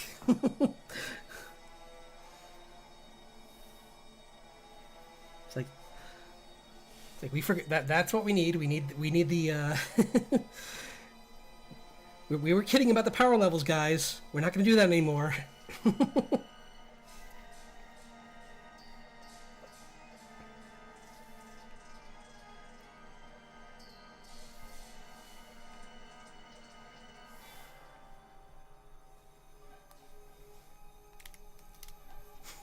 I do love that version that in the abridged Dragon Ball Z where Vegeta's finally when he's on Namek and he's just like, wait, Goku had your father had trouble fighting me, and now he's like sparring with he's making sport of the Ginyu Force, and he's like, so what's your point? He's like, power levels are B. It's just like he's like they're total nonsense.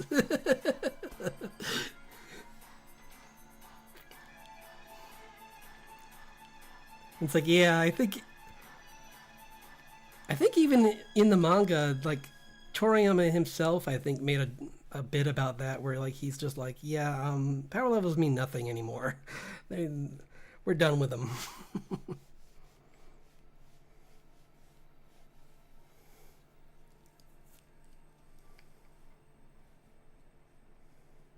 Because the canon of that show like changed all the time, which is you're allowed to do. I mean, I know that in this binge culture now, it's like people don't like that all. They think that's a weakness, but like, I mean, when you're writing a shonen, that's a big series. That's like saying in like the last book of Game of Thrones, he can't make something new, and it's like, yeah, he can. It's his book.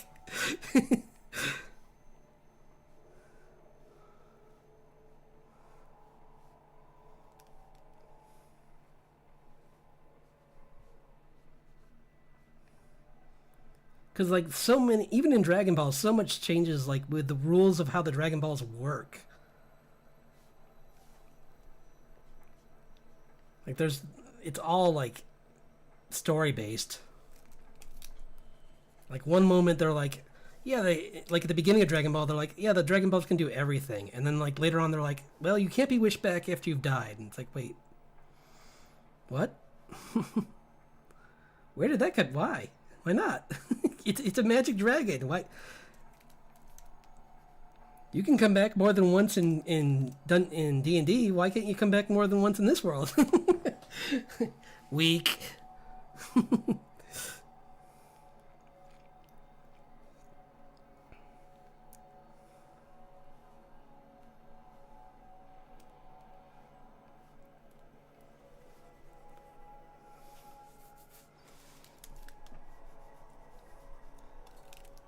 And like that whole one of the biggest plot holes that was kind of funny actually was like that I kind of ignored because I kind of gave my own canon for it was Cell.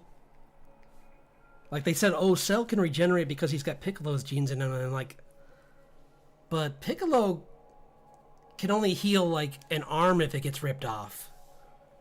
Like if you punch through his chest, he's done, because that's what happened to his dad. It's like if you destroy the main organs, he donezo. So I think losing his head would have been the end of Cell really quick. Like Vegeta would have won the fight. That would have been the end of the Cell saga. Vegeta just goes big bang and blows up, like parts the ocean, and then Cell's gone. The end. Credits roll.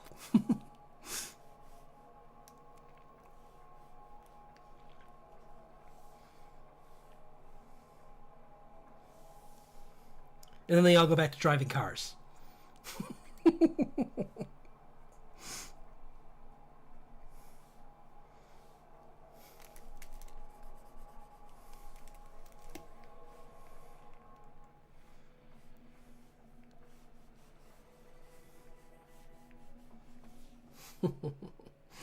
Because that was a funny filler episode. Where Goku and Piccolo learn to drive cars. And they crash them into each other. Like a bunch of rich millionaires.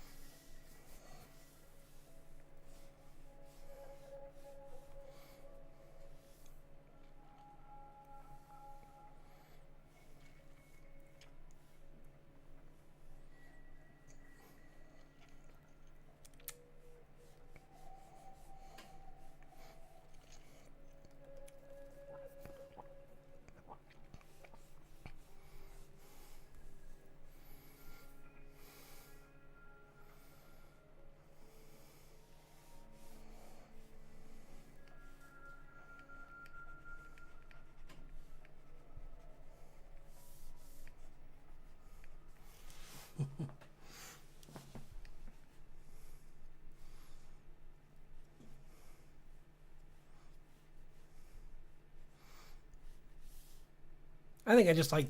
I don't have it against any shonen specifically. It's just I like to mix it up once in a while. I mean, except Bleach, but that's the only one I have anything against.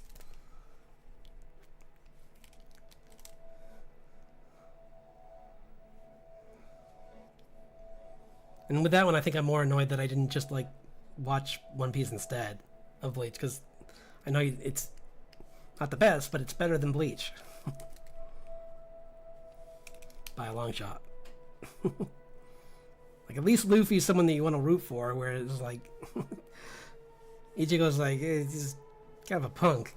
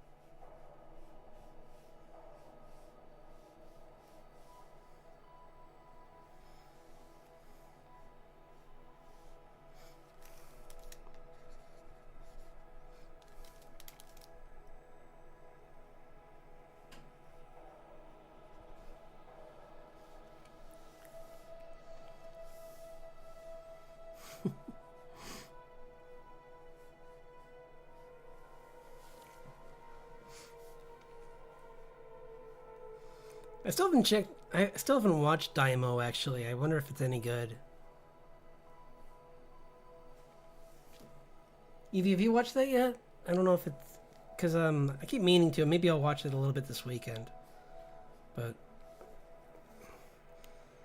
Daimo looks kind of fun. Like it's at least it's an interesting idea to do with in the Dragon Ball world.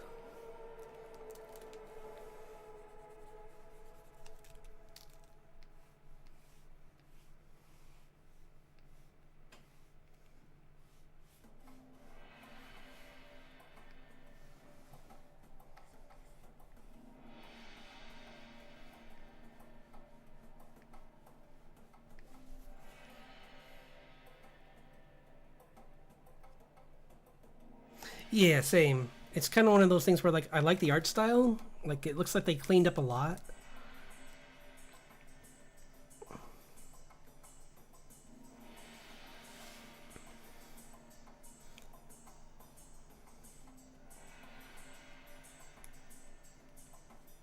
Did you ever see the Dragon Quest movie?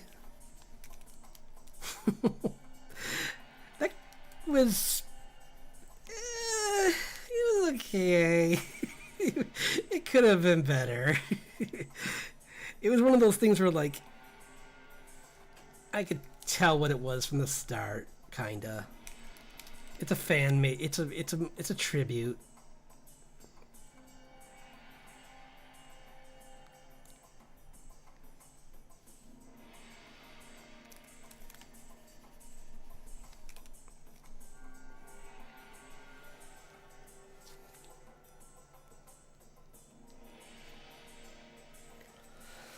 Like I like the time skip in it, and the whole like multiple generations of heroes kind of storyline. Because I mean that's what Dragon Quest is. It's all about like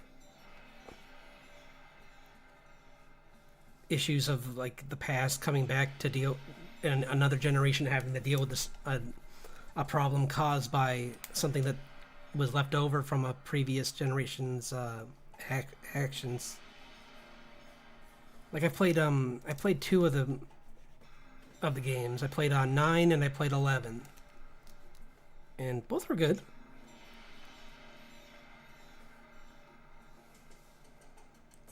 11 probably had one of the better versions of like time travel being used in a story, I thought.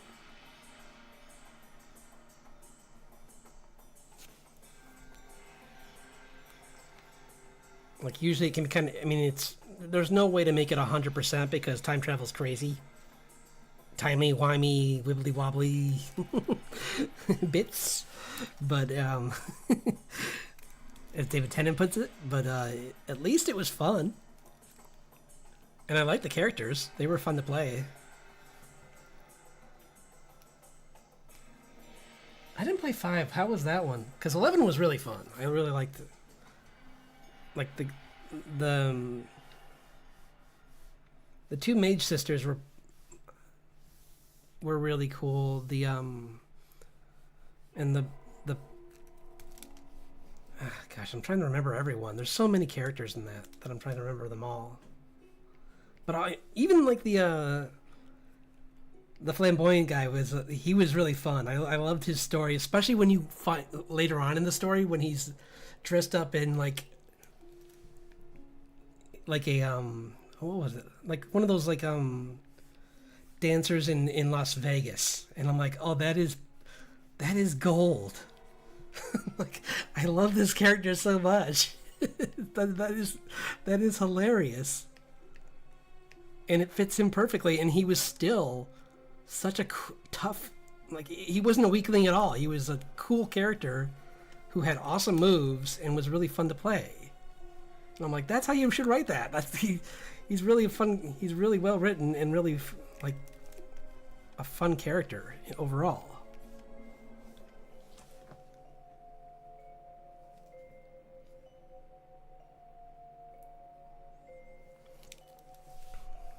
Because you first meet him and he's like an advisor to a king, because the prince is trying to, like, he's like a advisor for the prince, and then he joins your party, and like I don't know, he was a good character. They were all the characters had interesting stories in that though, so.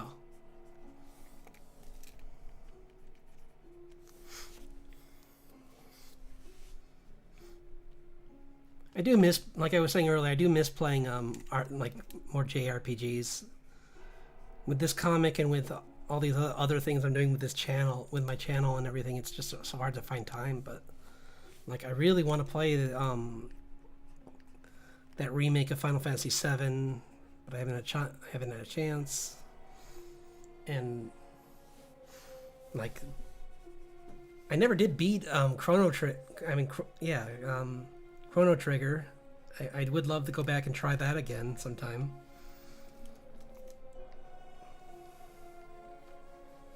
Because that was a really good game.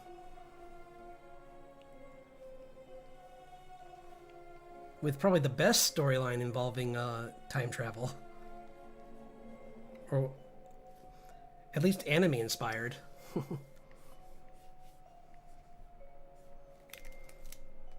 Because like it was just so cool seeing those characters done in that style, and like all the stuff that like they go through, and it's just all, it's dark, it's interesting, it's dramatic, and it probably has one of the best tutorials I've ever seen in a JRPG. Where like the opening of the game, that whole like town fair where there's like the main events are happening, like everything in there explains how the mechanics of the game works, and that's such a clever way of doing that. Because most of the time when they're giving you like the tutorial for a game, it's like, okay, I get it, guys, but this is really like pulling me out of the game.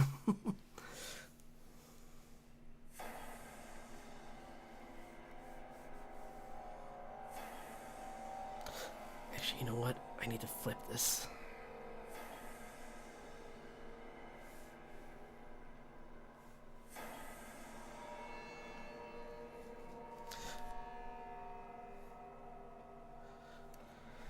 Oh. I think I'm gonna finish inking this, and then that'll be the end, because it's getting late. I didn't realize, I lost track of time. I'm having so much fun talking about anime and everything that I was just like kind of lost myself there.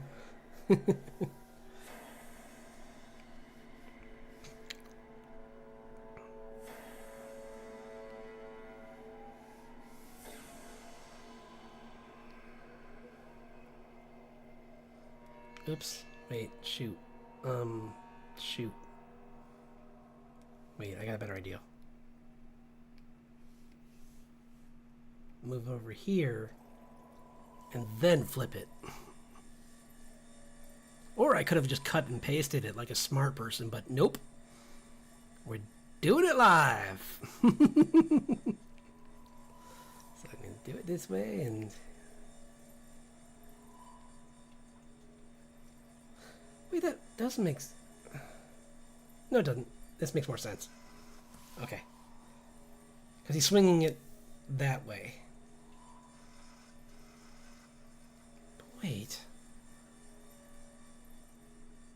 No, that makes more sense. I think originally I had it that way because he was swinging the other way. Yeah, you know he was. Wait, nope. Undoing it all. I did it backwards because I missed the trail of energy coming off of his mace that I drew in. Duh.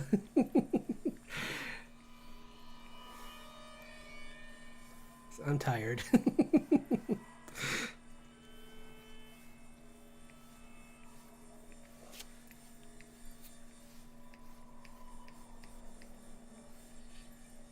There.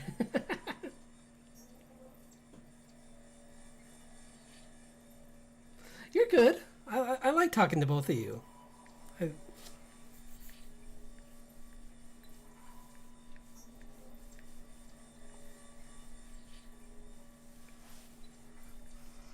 No, if I didn't like talking to you, you wouldn't hear anything back. Trust me, on the years of experience of dealing with rude people on the internet. If I had a problem, you would know. But I know I love talking to both of you. You're both really fun to talk to. And I definitely appreciate the time that you devote your attention to. I mean, that you spend time with me, and I appreciate that. So, yeah.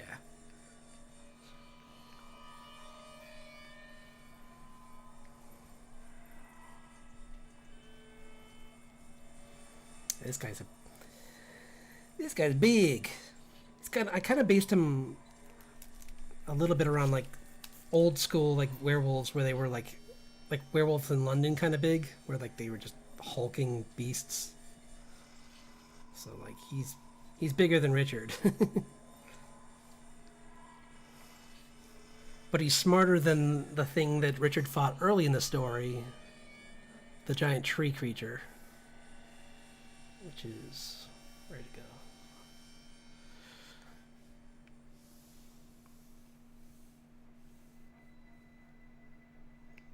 Yeah.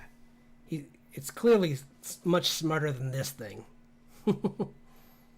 This thing was like all brute strength and just like corrupted magic that they were fighting.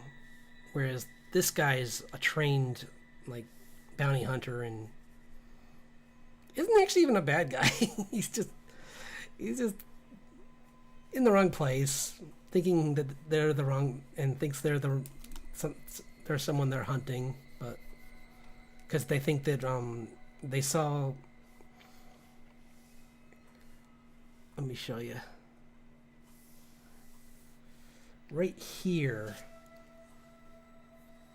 the other bounty hunter sees June like having energy exploding off of her, and she thinks that she's this like witch they're hunting.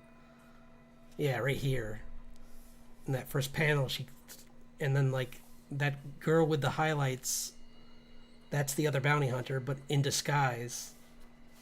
So she thinks that she's someone else because she recognizes that dark energy and thinks that it's someone, that it's the same witch, but nope, just coincidence. Sometimes magic looks the same. Just how it is.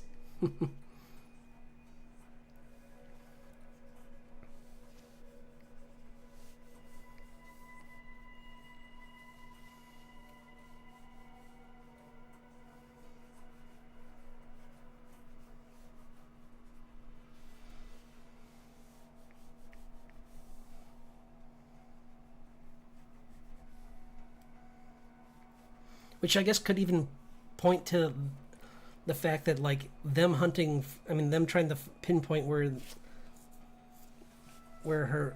mother is really going to be hard because like if these two professionals could mess up this bad, then they really have their work cut out for them finding her mother. Like if it wasn't for the fact, like, sure he's got military experience, but he's not a hunter.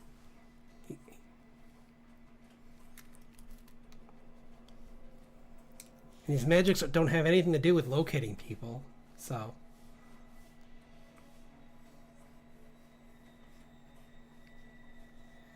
Okay, I kind of love this scene where it's just like, ding! Just kind of like clocks in midair. Like, nope!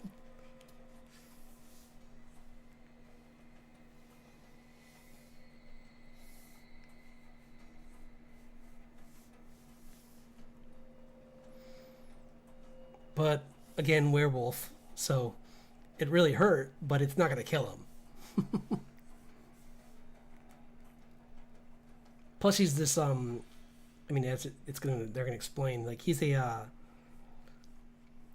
he was like also from the war, like his family bloodline was from the elfin the winter elf invasion, so like his skin was, I mean, his entire like genetic composition was changed, so he's got like tougher hide, and they're called like the mithril hide, lichen, yeah, mithril hide lichens or something like that. I think I'll call them because they're just like, they're really tough. They were made to take on like battalions of fairies that could just shoot endless fires, so their skin is pretty much just like super resilient to elemental attacks, and also they regenerate faster than even a werewolf can. So, but I mean, right now regeneration's not really helping him because it's his inside. Like all these hits are just he just crunked him in the head.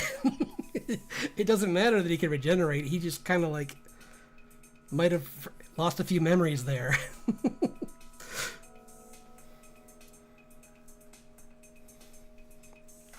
Trying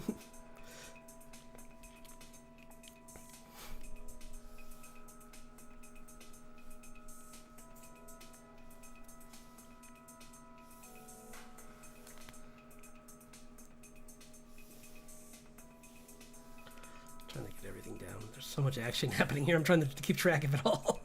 I shouldn't have put all these lines in first. I should have waited till after I had them all drawn out. It's okay.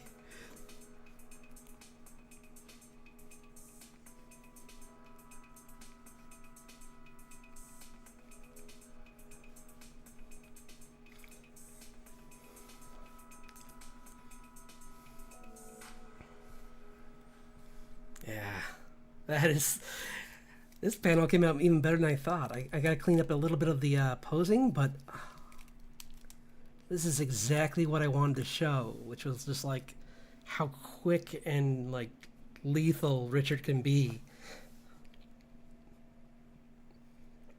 Like a normal person, that would have been the end of them right there in that middle panel.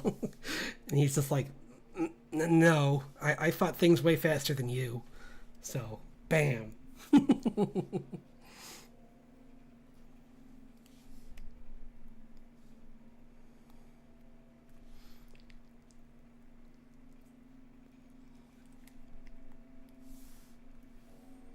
But thank you both for just spending the time with me. I had so much fun working on this page. This fight is so much fun. I really enjoy where this goes, and like this is only the beginning. Like it gets crazier because when the other one comes in and raises the stakes by doing other like involving June in the fight. So you get to see how protective Richard gets when people hurt his kid. Because right now he's just annoyed. This is what he does when he's just like You're holding us up. I want this fight over fast. I'm not sure I really want to kill you, but I am gonna. I know you can take a beating, and I'm gonna make you feel it. So he's just like,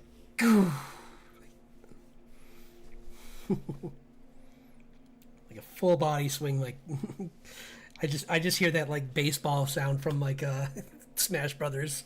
Cling.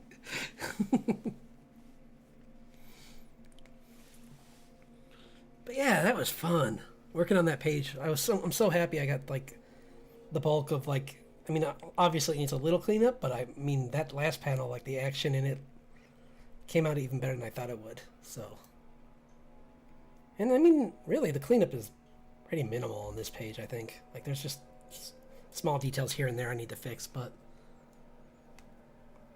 pretty happy. Like that first panel, obviously, is still kind of rough, but I don't know. I think I'm gonna put details into the. I mean, a little bit more work on the trees, but usually there are panels where you're allowed to like, be minimalistic. Like, I'm gonna definitely do that. Where I'm gonna have panels where like I devote more time to close. I mean, it's that atmospheric perspective, kind of. Like if you're that far away from them, you're not gonna see them like in pristine detail because they're far away, and it kind of adds to the whole like them being in the middle of nowhere, where they're like, well, we could be ambushed from any direction, and Richard kind of just like goats the guy out, kind of. They're like playing with each other. They're kind of messing with each other to like see who will strike first. So, yeah, that was a fun page. So So thanks for dropping by. Yeah, I'll be drawing again on Monday. So yeah, look forward to that. Oh, not Monday. I mean Wednesday. Good thing it's just my brain just made a mistake. But yeah, I'll be doing some more work on. I'll probably color this page in and start the next page. But I was gonna try and do a December art challenge, but I don't know what I'm gonna do. I almost want to try like I thought I saw someone do a Disney December, but it depends what's on that list. Like if it's all like Renaissance, absolutely. I'll draw like Aladdin and all them and do fun stuff with those characters, and that would be cool, but not the new. Well, maybe some of the new stuff. Like, what was that one? What was the last one? Not the last one. The last one's the only one I refused to touch. I was not a fan. Everything else, good. But like Encanto, I really liked, and like all those characters are fun. I would love to draw like Bruno.